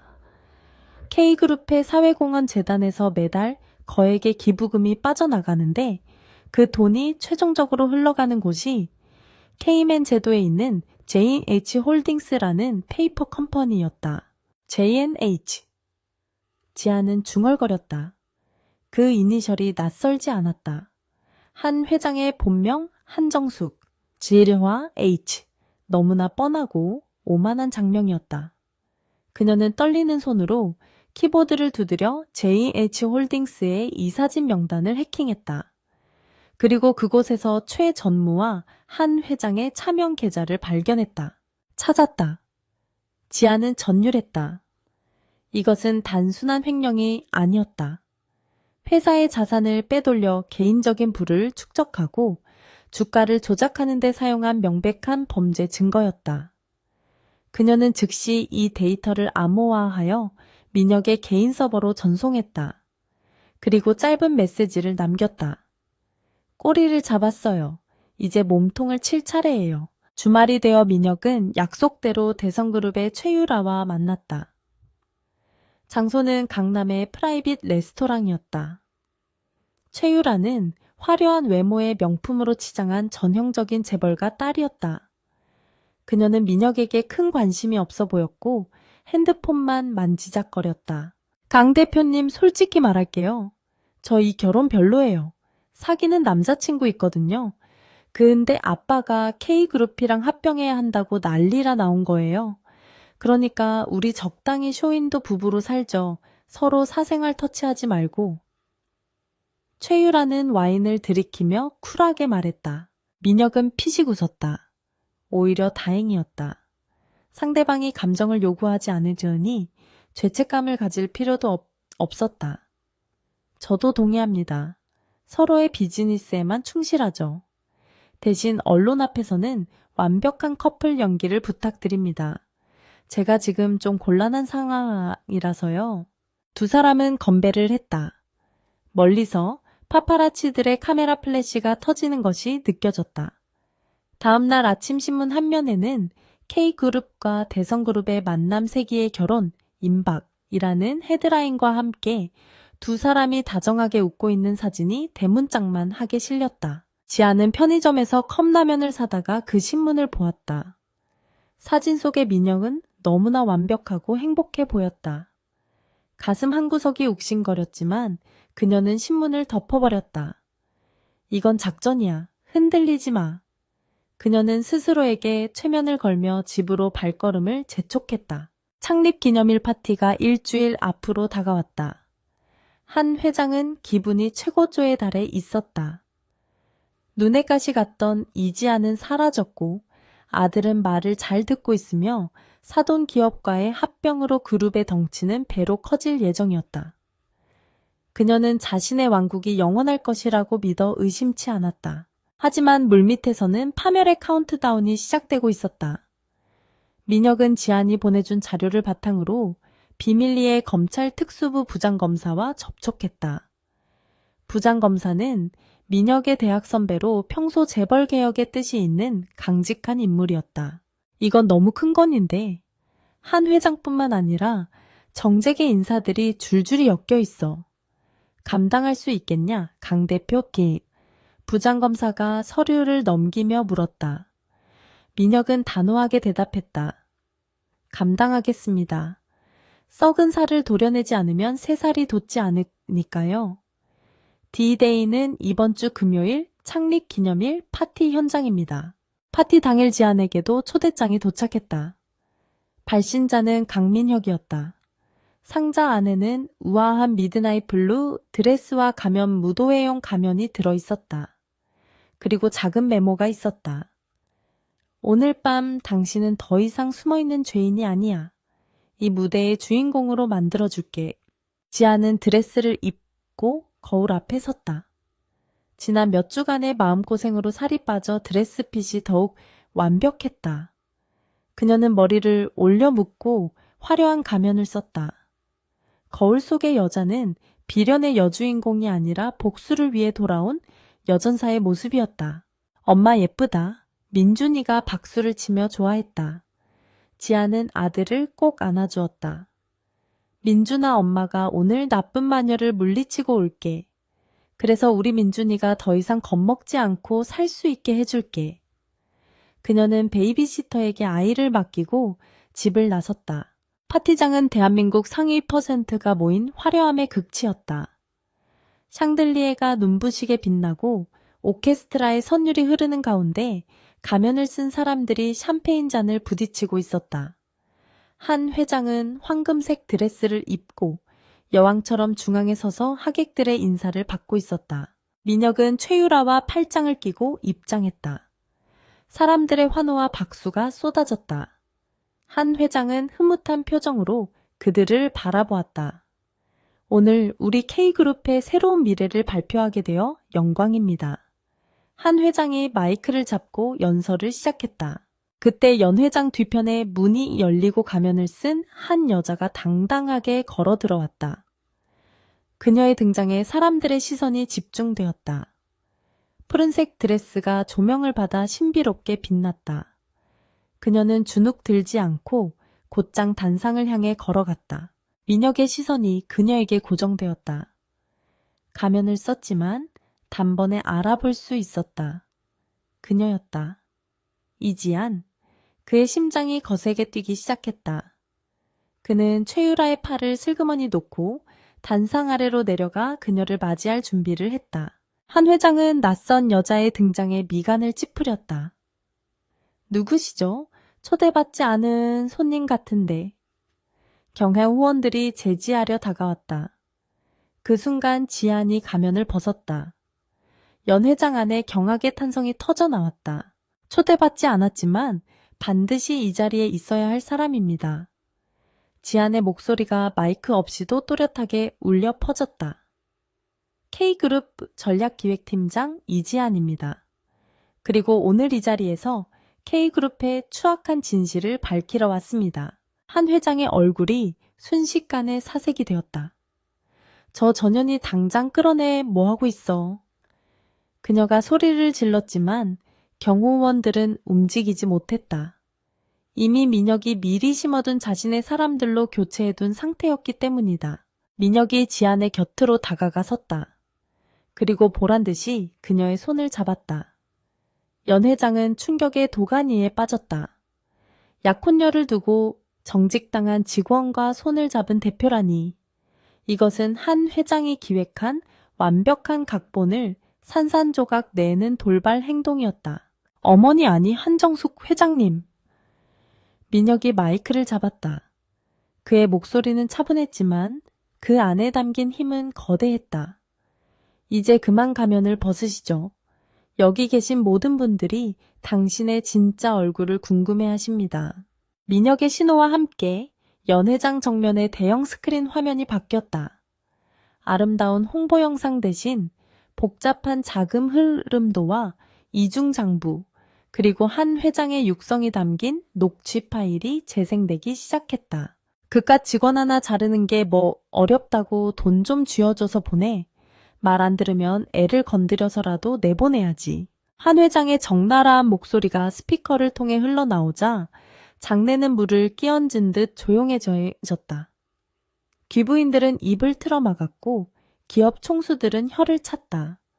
우아한 귀부인의 가면 뒤에 숨겨진 악마의 본성이 만천에 드러나는 순간이었다. 한 회장은 비틀거렸다. 믿었던 아들에게 뒤통수를 맞은 충격과 분노로 몸을 가눌 수 없었다. 강민혁, 네가 감히 나한테. 그녀는 떨리는 손가락으로 아들을 가리켰다. 하지만 민혁은 더 이상 그녀의 착한 아들이 아니었다. 그는 정의의 심판관으로서 그 자리에 서 있었다. 이것은 시작에 불과합니다. 민혁이 선언했다. 지난 10년간 K그룹을 병들게 했던 모든 비리와 부패를 오늘부로 끊어내겠습니다. 그리고 그 시작은 바로 회장님의 퇴임이 될 것입니다. 지아는 민혁의 옆에서 그를 지지하며 굳건히 서 있었다. 두 사람은 맞잡은 손에 힘을 주었다. 이제 돌이킬 수 없는 마지막 전쟁이 시작되었다. 화려한 파티장은 순식간에 처절한 심판의 장으로 변해 있었다. 스크린 속의 영상이 멈췄지만 거대한 연회장은 여전히 숨막히는 충격에 휩싸여 있었다. 한 회장의 날카로운 목소리가 담긴 녹취록은 우아한 클래식 음악이 흐르던 공간을 순식간에 진흙탕으로 만들어버렸다. 참석자들의 시선은 경악과 비난이 뒤섞인 채 단상 위에 한 여인에게 꽂혔다. 한 회장은 마치 발가벗겨진 듯한 수치심에 몸을 떨었다. 그녀가 평생을 바쳐 쌓아 올린 고귀한 이미지가 아들과 그 여자가 꾸민 짓에 의해 산산조각 나고 있었다. 그녀는 떨리는 손으로 마이크를 움켜쥐고 악을 쓰듯 소리쳤다. 이건 조작이야. 딥페이크라고. 내 아들이 저 천박한 여자에게 홀려서 미친 짓을 하는 거야. 그러나 그녀의 절규는 공허한 메아리가 되어 흩어질 뿐이었다. 스크린에는 이미 그녀가 빼돌린 비자금 장부의 세세한 내역이 엑셀 파일 형태로 띄워지고 있었다. 숫자들은 거짓말을 하지 않았다. 주주들과 이사들은 술렁거리며 계산기를 두드리기 시작했다. 그들의 눈빛은 이미 한 회장을 떠나고 있었다. 강민혁은 어머니의 발악을 서늘한 눈으로 지켜보았다. 가슴 한구석이 욱신거렸지만 그는 감정을 철저히 배제했다. 지금 그가 흔들리면 모든 것이 수포로 돌아간다. 그는 다시 마이크를 잡고 침착하게 말을 이었다. 조작이 아닙니다. 이 자료는 어머니가 차명으로 운영하던 JJ 홀딩스의 실제 회계 서버에서 추출한 원본입니다. 이 모든 자금은 K그룹의 하청업체들을 쥐어짜고 직원들의 성과급을 가로채 만들어진 피 묻은 돈입니다. 민혁의 목소리에는 서리빨 같은 힘이 실려 있었다. 저는 오늘부로 K그룹의 대표이사로서 한정숙 회장과 그 측근들에 대한 해임안을 이사회에 정식으로 상정합니다. 그때 군중 속에서 최유라가 걸어 나왔다. 그녀는 손에 들고 있던 샴페인 잔을 웨이터의 트레이에 내려놓으며 한 회장을 향해 차가운 미소를 날렸다. 어머 회장님, 정말 실망이네요. 우리 대성그룹은 범죄 집단과는 사돈을 맺을 생각이 전혀 없습니다. 최유라는 민혁을 바라보며 윙크를 했다. 강 대표님 파혼 선언은 제가 먼저 한 걸로 해주세요. 위자료 청구는 안 할 테니까 걱정 마시고요. 그녀의 당돌한 발언은 장래의 묘한 실소를 자아냈다. 정략 결혼이라는 한 회장의 마지막 동아줄마저 끊어지는 순간이었다.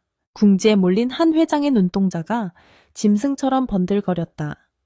그녀는 이 상황을 뒤집을 수 없다는 것을 깨닫자 분노의 화살을 이지안에게 돌렸다. 모든 것이 저 여자 때문이었다. 저 여자가 나타나기 전까지는 완벽했던 내 아들이었다. 그녀는 이성을 잃고 단상 아래로 뛰어내려왔다. 네오, 너 인연 죽여버릴 거야. 한 회장이 귀신 같은 형상으로 지안에게 달려들었다. 그녀의 손톱이 지안의 얼굴을 핥히려는 찰나 민혁이 재빠르게 지안의 앞을 막아섰다. 그는 어머니의 손목을 강하게 낚아챘다. 그만하세요. 얼마나 더 추해지시려고 그럽니까? 민혁의 악력에 한 회장은 비명을 질렀다. 이거 놔, 네가 감히 나한테 내가 너를 어떻게 키웠는데? 그녀는 아들의 가슴을 주먹으로 내리치며 오열했다. 그것은 회장의 위엄도 어머니의 사랑도 아닌 그저 권력을 잃은 독재자의 처절한 몸부림일 뿐이었다. 지아는 민혁의 등 뒤에서 그 광경을 바라보며 입술을 깨물었다. 민혁의 넓은 등이 미세하게 떨리고 있었다. 그녀는 알고 있었다. 그가 지금 얼마나 큰 고통을 감내하고 있는지. 자신의 어머니를 사회적으로 매장시키는 아들의 심정이 오죽하겠는가. 그녀는 조용히 손을 뻗어 민혁의 다른 손을 잡았다. 회장님, 그만 인정하세요. 지안이 떨리지만 단호한 목소리로 말했다. 당신의 욕심이 아들을 망치고 회사를 병들게 했습니다. 민혁 씨는 당신을 무너뜨리는 게 아닙니다. 당신이 무너뜨린 정의를 다시 세우고 있는 겁니다. 제발 더 이상 아들을 괴롭게 하지 마세요. 한 회장은 지안의 말에 동작을 멈춰놨다. 그녀는 헝클어진 머리와 번진 화장으로 멍하니 아들의 얼굴을 올려다보았다. 민혁의 눈에는 눈물이 고여 있었지만 그 눈빛만은 꺾이지 않은 강철 같았다. 어머니, 제가 알던 자랑스러운 어머니로 돌아오시기에 너무 멀리 오셨습니다. 그 순간 연회장 입구 쪽에서 웅성거리는 소리와 함께 사이렌 소리가 들려왔다. 무거운 정장을 입은 검찰 수사관들이 들이닥쳤다. 그들의 선두에는 민혁의 대학 선배인 부장검사가 서 있었다. 그는 손에 체포영장을 든 채 뚜벅뚜벅 한 회장 앞으로 걸어왔다. 한정숙 씨, 당신을 특정 경제범죄, 가중처벌 등에 관한 법률 위반 업무상 횡령 및 배임, 그리고 협박교사 혐의로 체포합니다. 부장검사의 건조한 목소리가 사형 선고처럼 울려 퍼졌다. 변호인을 선임할 권리가 있으며 묵비권을 행사할 수 있습니다. 수사관들이 한 회장의 양팔을 붙잡고 은색 수갑을 채웠다. 철컥 하는 차가운 금속음이 연 회장의 정막을 갈랐다. 대한민국 재계서열 5위 그룹의 실세가 몰락하는 순간이었다. 카메라 플래시가 미친 듯이 터지며 그 장면을 영원히 박제했다. 한 회장은 믿기지 않는다는 표정으로 자신의 손목에 채워진 수갑을 내려다보았다. 그리고 천천히 고개를 들어 민혁을 노려보았다. 그녀의 눈빛에는 더 이상 모성애는 없었다. 오직 증오와 저주만이 서려 있었다. 강민혁, 네가 날 팔아. 네가 감히 후회하게 될 거다. 평생을 죄책감 속에 살게 해주마. 민혁은 고개를 돌리지 않고 어머니의 시선을 정면으로 받아냈다. 죄책감은 제가 안고 가겠습니다. 하지만 어머니가 지은 죄의 대가는 법으로 치르십시오. 그는 마지막 작별 인사를 하듯 고개를 깊이 숙였다. 건강하십시오. 수사관들에게 끌려나가는 한 회장의 비명과 욕설이 멀어져 갔다. 연 회장에 남은 사람들은 누구 하나 섣불리 움직이지 못했다. 충격적인 드라마의 결말을 목격한 그들은 숨소리조차 죽이고 있었다. 민혁은 힘이 빠진 듯 휘청거렸다. 지안이 재빨리 그를 부축했다. 민혁 씨, 괜찮아요. 그녀의 걱정스러운 물음에 민혁은 힘겹게 고개를 끄덕였다. 끝났어. 다 끝났어. 그의 목소리는 갈라져 있었다. 그는 마치 전쟁터에서 혼자 살아남은 병사처럼 공허해 보였다. 그때 곳곳에 숨어있던 한 회장의 측근 임원들이 슬금슬금 빠져나가려 했다. 하지만 민혁은 정신을 차리고 다시 눈빛을 빛냈다. 아직 할 일이 남아있었다. 그는 김 비서에게 눈짓을 보냈다. 대기하고 있던 보안팀이 출구들을 봉쇄했다. 아직 파티는 끝나지 않았습니다. 민혁이 마이크를 잡고 다시 선언했다. 여기 계신 최 전무님, 박 상무님. 어디 가십니까? 검찰 조사는 어머니 혼자 받으시게 할 겁니까? 공범들도 함께 가셔야죠. 도망치려던 최 전무의 얼굴이 사색이 되었다. 수사관들의 일부가 그들에게 다가갔다. 최영수 씨, 당신도 긴급 체포합니다. 연 회장은 순식간에 거대한 체포 현장으로 변했다. 부패의 고리가 줄줄이 엮여나갔다. 그것은 K그룹의 치욕스러운 날이었지만 동시에 새로운 시작을 알리는 정화의 의식이기도 했다. 한바탕 폭풍이 휩쓸고 지나간 후 연 회장에는 민혁과 지안, 그리고 남은 직원들만이 서 있었다. 화려했던 파티 장식들이 바닥에 뒹굴고 있었다. 민혁은 넥타이를 풀어헤치고 의자에 주저앉았다.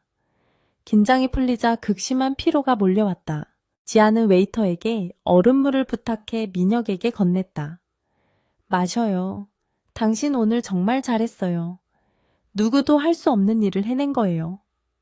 그녀는 손수건으로 민혁의 이마에 맺힌 식은땀을 닦아주었다.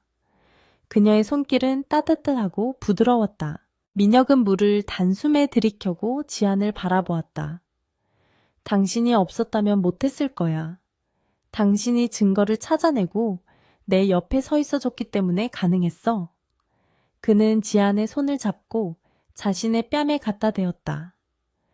고마워 지안아. 그리고 미안해. 내 가족의 추악한 꼴을 보게 해서. 가족은 선택할 수 없지만 어떤 사람이 될지는 선택할 수 있잖아요. 지안이 미소 지으며 말했다. 당신은 어머니와 다른 길을 선택했어요. 그게 중요한 거죠. 그리고 이제 민준이에게 부끄럽지 않은 세상을 만들어줄 수 있게 됐잖아요. 민혁은 민준이라는 이름에 옅은 미소를 지었다. 그래, 우리 민준이 보고 싶네. 그는 자리에서 일어났다. 가자. 이 지옥 같은 곳에서 나가자. 가서 따뜻한 밥 먹자. 당신이 끓여주는 김치찌개가 먹고 싶어. 두 사람은 손을 잡고 연회장을 빠져나왔다. 로비에는 여전히 기자들이 진을 치고 있었지만 민혁은 더 이상 피하지 않았다. 그는 지안의 어깨를 감싸 안고 당당하게 카메라 앞을 걸어갔다. 쏟아지는 플래시 세례는 그들의 앞길을 비추는 조명처럼 느껴졌다. 그날 밤 뉴스는 K그룹의 대규모 구속 사태로 도배되었다. 재벌 3세의 결단, 어머니를 고발한 아들, 정의의 승리. 자극적인 헤드라인들이 쏟아졌지만 여론은 민혁의 용기에 박수를 보냈다. 주가는 일시적으로 폭락했지만 전문가들은 투명 경영에 대한 기대로 장기적인 상승을 예측했다. 민혁과 지아는 민준이가 잠든 집에서 조촐한 저녁을 먹었다. 화려한 파티 음식보다 훨씬 맛있는 식사였다. TV를 끄고 정적 속에 마주 앉은 두 사람 사이에는 평화가 흘렀다. 이제 정말 끝난 걸까요? 지안이 조심스럽게 물었다. 민혁은 와인 잔을 돌리며 생각에 잠겼다. 법적인 싸움은 이제 시작이야. 재판도 길어질 거고 잔당들의 방역도 있을 거야. 하지만 그는 지안의 눈을 똑바로 바라보았다. 가장 큰 산은 넘었어. 이제는 두려울 게 없어. 당신과 민준이가 내 옆에 있는 한. 하지만 운명은 그들에게 완전한 평화를 허락하기엔 아직 일렀다. 민혁의 핸드폰이 울렸다. 발신번호 표시 제한. 민혁은 불길한 예감을 느끼며 전화를 받았다. 수화기 너머로 기계음 섞인 목소리가 흘러나왔다. 강민혁 대표님 축하드립니다. 회장님을 감옥에 보내고 왕자를 차지하신 걸. 하지만 잊으신 게 있더군요. 회장님이 숨겨둔 마지막 카드는 비자금 장부가 아니었습니다. 민혁의 미간이 좁혀졌다. 누구냐 넌? 저는 팬텀입니다. 기억하시죠? 당신들이 잡았다고 생각한 그 해커는 제 대타였습니다. 진짜 게임은 이제부터입니다. K그룹의 서버에 심어둔 시한폭탄이 내일 아침 9시 주식 개장과 동시에 터질 겁니다. 회사의 모든 데이터가 삭제될 겁니다. 협박범은 낄낄거리며 웃었다. 이걸 막을 수 있는 암호키는 단 하나 한 회장님의 석방입니다. 선택하시죠, 대표님. 회사를 살릴 것인지 정의를 지킬 것인지. 전화가 끊어졌다. 민혁은 핸드폰을 꽉 쥐었다. 한 회장은 감옥에 가면서도 자신의 파멸을 길동무 삼아 회사를 인질로 잡은 것이다. 끝날 때까지 끝난 게 아니었다. 민혁은 지안을 바라보았다. 그의 눈빛이 다시 전사의 것으로 바뀌어 있었다. 무세운 일이에요. 지안이 긴장하며 물었다. 아직 청소할 쓰레기가 하나 더 남았어. 민혁이 차갑게 말했다. 어머니가 고용한 진짜 해커가 시스템을 인질로 잡았대. 내일 아침까지 해결 못하면 회사가 마비될 거야. 지안의 눈이 반짝였다. 두려움보다는 도전의식이 불타올랐다. 그녀는 IT 전문가이자 전략가였다. 이것은 그녀의 무대였다. 진짜 해커라고요. 재밌네요. 제가 그 시한폭탄 해체해 볼게요. 당신은 법적인 대응을 준비해요. 저는 사이버 전쟁을 치를 테니까. 민혁은 그녀의 든든함에 피식 웃음이 나왔다. 역시 내 여자야. 좋아. 오늘 밤은 잠자긴 글렀군. 두 사람은 다시 노트북을 펴고 전의를 다졌다. 그들의 밤은 길었지만 그들은 더 이상 혼자가 아니었다. 사랑과 신뢰로 묶인 최강의 파트너십이 그곳에 있었다. 새벽 2시 남양주 안전가옥의 거실은 거대한 사이버 작전 상황실로 변해 있었다. K그룹의 메인 서버와 연결된 수십 대의 모니터가 뿜어내는 푸른 불빛만이 어둠을 밝히고 있었다. 팽팽한 긴장감이 감도는 가운데 이지안의 손가락은 보이지 않을 정도로 빠르게 키보드 위를 춤추고 있었다. 그녀의 입에는 식은땀이 송골송골 맺혀 흘러내렸다. 상대는 결코 만만한 적이 아니었다. 팬텀이라 불리는 이 해커는 단순히 시스템을 파괴하려는 것이 아니라 마치 살아있는 생물처럼 끊임없이 증식하고 변이하는 악성 코드를 심어 놓았다. 하나를 막으면 두 개의 구멍이 뚫리는 시기였다. 상황은 어때? 막을 수 있겠어? 강민혁이 커피를 타와 지안의 옆에 놓으며 물었다. 그의 목소리는 차분했지만 눈동자는 불안하게 흔들리고 있었다. 회사의 모든 고객 정보와 금융 데이터가 인질로 잡혀 있었다. 만약 뚫린다면 K그룹은 회복 불가능한 타격을 입게 될 것이 뻔했다. 지안은 모니터에서 눈을 떼지 않는 채 대답했다. 코드가 굉장히 정교해요. 외부 침입이 아니라 내부 관리자 권한을 이용한 논리 폭탄이에요. 아마 최 전무가 체포되기 직전에 심어둔 백도어를 통해 접속한 것 같아요. 9시까지 해제 코드를 찾지 못하면 데이터는 영구 삭제돼요. 민혁은 주먹을 꽉 쥐었다.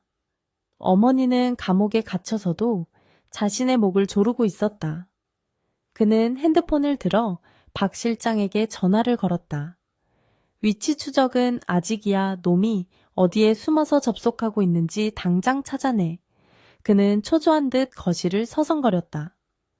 물리적으로 놈을 제압하는 것만이 가장 확실한 방법이었다. 스피커폰 너머로 박 실장의 다급한 목소리가 들려왔다. 신호가 계속 우회되고 있어서 시간이 걸려. 러시아, 중국, 미국을 거쳐서 들어오고 있어. 잠깐 잡았다. 최종 IP가 국내야. 인천항 제2컨테이너 터미널 근처에서 신호가 잡히고 있어. 인천항 뒤에 민혁의 눈매가 날카로워졌다. 놈이 해외로 도주할 준비를 하고 있군. 배를 타고 공해상으로 나가서 흔적을 지울 생각이야. 그는 즉시 재킷을 챙겨 입었다. 김비서 보안팀 전원 소집해 인천으로 간다. 경찰 사이버 수사대에도 협조 요청하고. 지안이 놀라 자리에서 일어났다. 민혁 씨 직접 가려고요. 너무 위험해요. 놈은 무슨 짓을 할지 모르는 범죄자예요. 그녀는 민혁의 팔을 붙잡았다. 하지만 민혁은 그녀의 손을 부드럽게 감싸쥐며 안심시키듯 미소 지었다. 걱정 마. 나도 호락호락하게 당하진 않아. 당신은 여기서 디지털 방어선을 지켜줘. 내가 현장에서 놈의 접속을 끊어버릴 테니까. 우리가 양쪽에서 동시에 조여야 이길 수 있어. 민혁의 눈빛은 확고했다. 그는 지안의 이마에 짧게 입을 맞추고 바람처럼 밖으로 나갔다. 빗줄기는 다시 굵어지고 있었다. 민혁이 탄 차량 행렬이 물보라를 일으키며 고속도로를 질주했다. 속도계의 바늘은 시속 180km를 가리키고 있었다. 9시까지는 불과 4시간밖에 남지 않았다. 이것은 시간과의 싸움이자 K그룹의 운명을 건 마지막 레이스였다. 한편 지안은 다시 자리에 앉아 모니터와 씨름했다. 팬텀은 지안이 방어벽을 구축할 때마다 조롱하듯 메시지를 띄웠다. 포기하시지. 너 같은 아마추어가 막을 수 있는 수준이 아니야. 화면 가득 채워지는 붉은 경고창들이 그녀의 심장을 옥죄어왔다. 하지만 지안은 물러서지 않았다. 그녀는 팬텀의 코드 패턴을 역추적하여 그의 습관을 분석하기 시작했다. 아무리 완벽한 코드라도 만든 사람의 버릇이 남기 마련이야. 그녀는 중얼거렸다. 그리고 마침내 코드 깊숙한 곳에 숨겨진 미세한 균열을 발견했다. 그것은 팬텀이 자신의 실력을 과시하기 위해 남겨둔 서명 시그네처이었다. 지안은 그 틈을 파고들어 가짜 데이터를 흘려보냈다. 팬텀이 진짜 데이터라고 착각하게 만들어 삭제 프로세스를 지연시키려는 교란 작전이었다.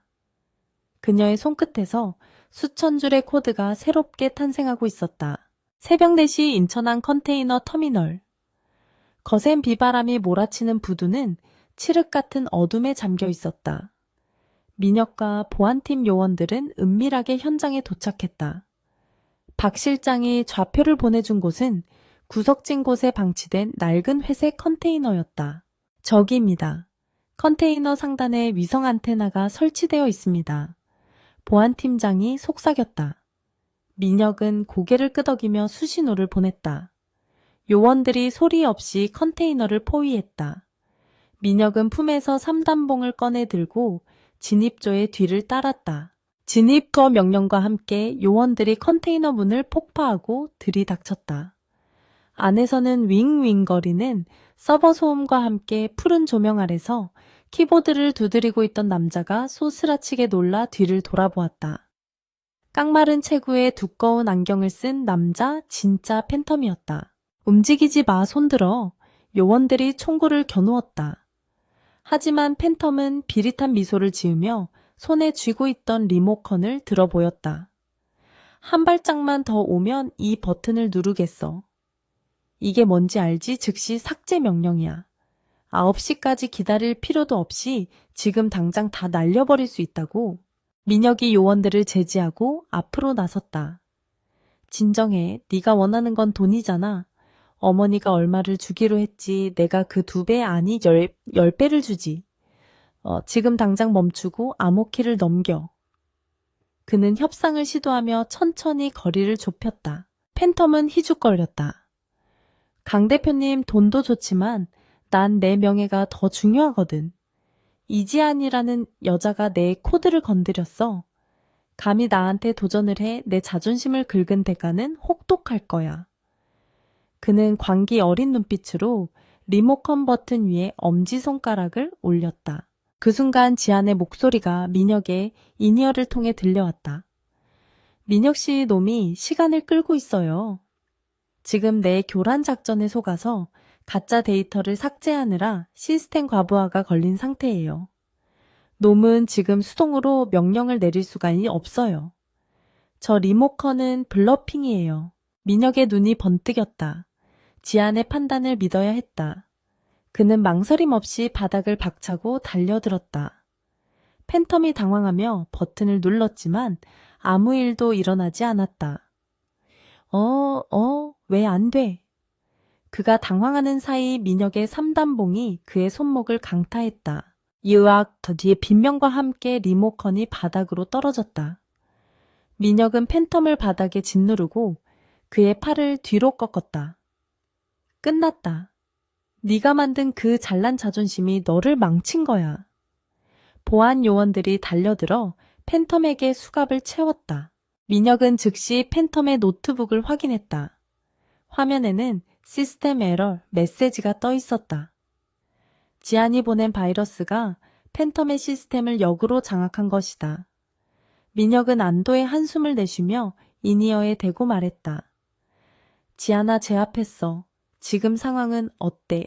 안전가옥에 있던 지안은 환호성을 질렀다. 해냈어요. 팬텀의 메인 서버 권한을 탈취했어요. 지금 삭제 명령을 취소하고 보안 패치를 설치 중이에요. 데이터는 모두 안전해요. 그녀의 목소리는 기쁨으로 떨리고 있었다. 민혁은 빗물과 땀으로 범벅이 된 채 바닥에 주저앉았다. 극도의 긴장이 풀리자 온몸에 힘이 빠져나갔다. 수고했어. 정말 수고했어. 그는 빗소리를 들으며 눈을 감았다. 길고 길었던 밤이 지나고 멀리 수평선 너머로 희미하게 여명이 밝아오고 있었다. 경찰들이 도착해 팬텀을 연행해 갔다. 그는 끌려가면서도 이건 말도 안 돼, 내가 질 리가 없어 라고 소리치며 발악했다. 민혁은 그 모습을 싸늘하게 지켜보았다.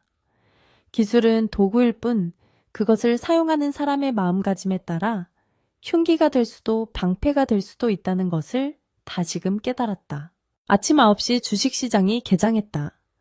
K그룹의 주가는 장 시작과 동시에 곤두박질 칠 것이라는 예상과 달리 보합세로 출발하여 서서히 상승 곡선을 그리기 시작했다.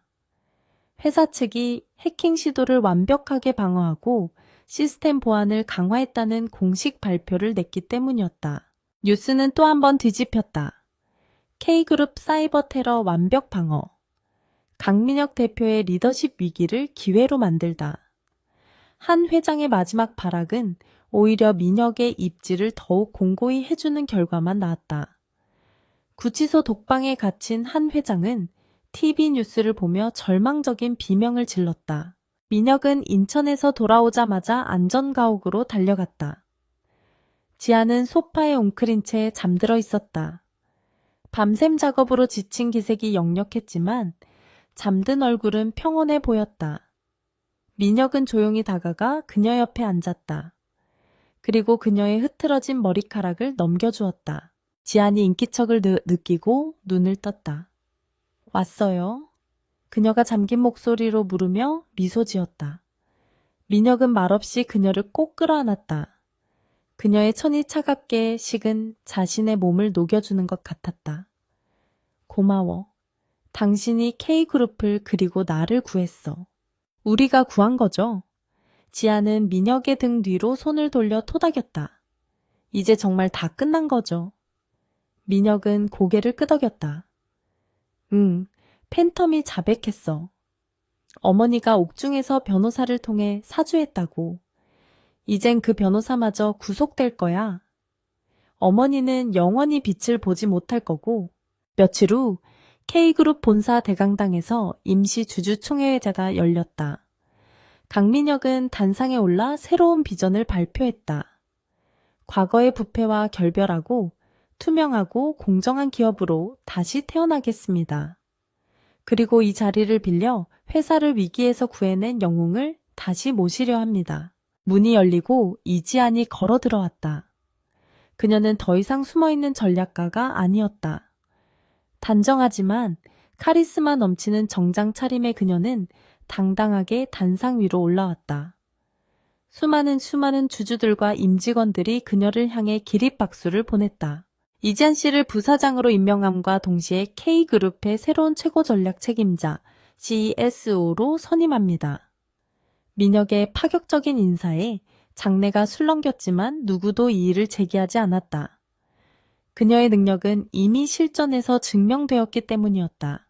지아는 마이크 앞에 섰다. 그녀의 시선이 민혁과 마주쳤다. 두 사람의 눈빛 속에 지난날의 고난과 시련, 그리고 극복의 순간들이 스쳐 지나갔다. 감사합니다. 저에게 주신 신뢰 성과로 보답하겠습니다. 하지만 무엇보다 사람을 먼저 생각하는 경영을 돕겠습니다. 그녀의 취임사는 짧았지만 강렬했다. 미혼모 내부 고발자 그리고 해킹 방어의 주역. 그녀를 수식하는 말들은 이제 편견이 아닌 그녀만의 독보적인 스토리가 되었다. 언론은 그녀를 유리천장을 부순 철의 여인이라 칭송했다. 모든 공식 일정이 끝나고 늦은 오후 민혁과 지아는 회사 옥상 정원에 서 있었다. 붉게 물드는 서울의 노을을 바라보며 두 사람은 나란히 난간에 기대었다. 바람이 시원했다. 이제 더 이상 숨길 것도 피할 것도 없었다. 민준이가 오늘 유치원에서 그림을 그렸대요. 지안이 핸드폰을 꺼내 사진을 보여주었다. 스케치북에는 세 사람이 그려져 있었다. 엄마 민준이 그리고 키가 큰 아저씨.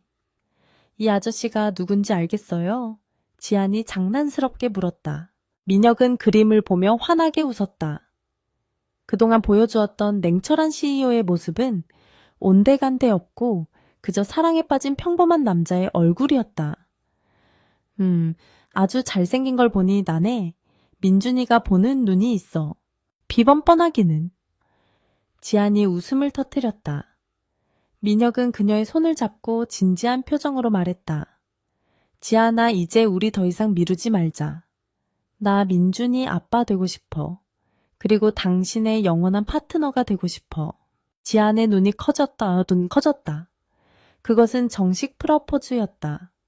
화려한 반지도 꽃다발도 없었지만 생사를 넘나드는 전우애와 깊은 사랑이 담긴 가장 담백하고 진실된 고백이었다. 회장님의 반대는, 세상의 시선은 괜찮겠어요. 상관없어. 우린 이미 세상을 상대로 이겼잖아.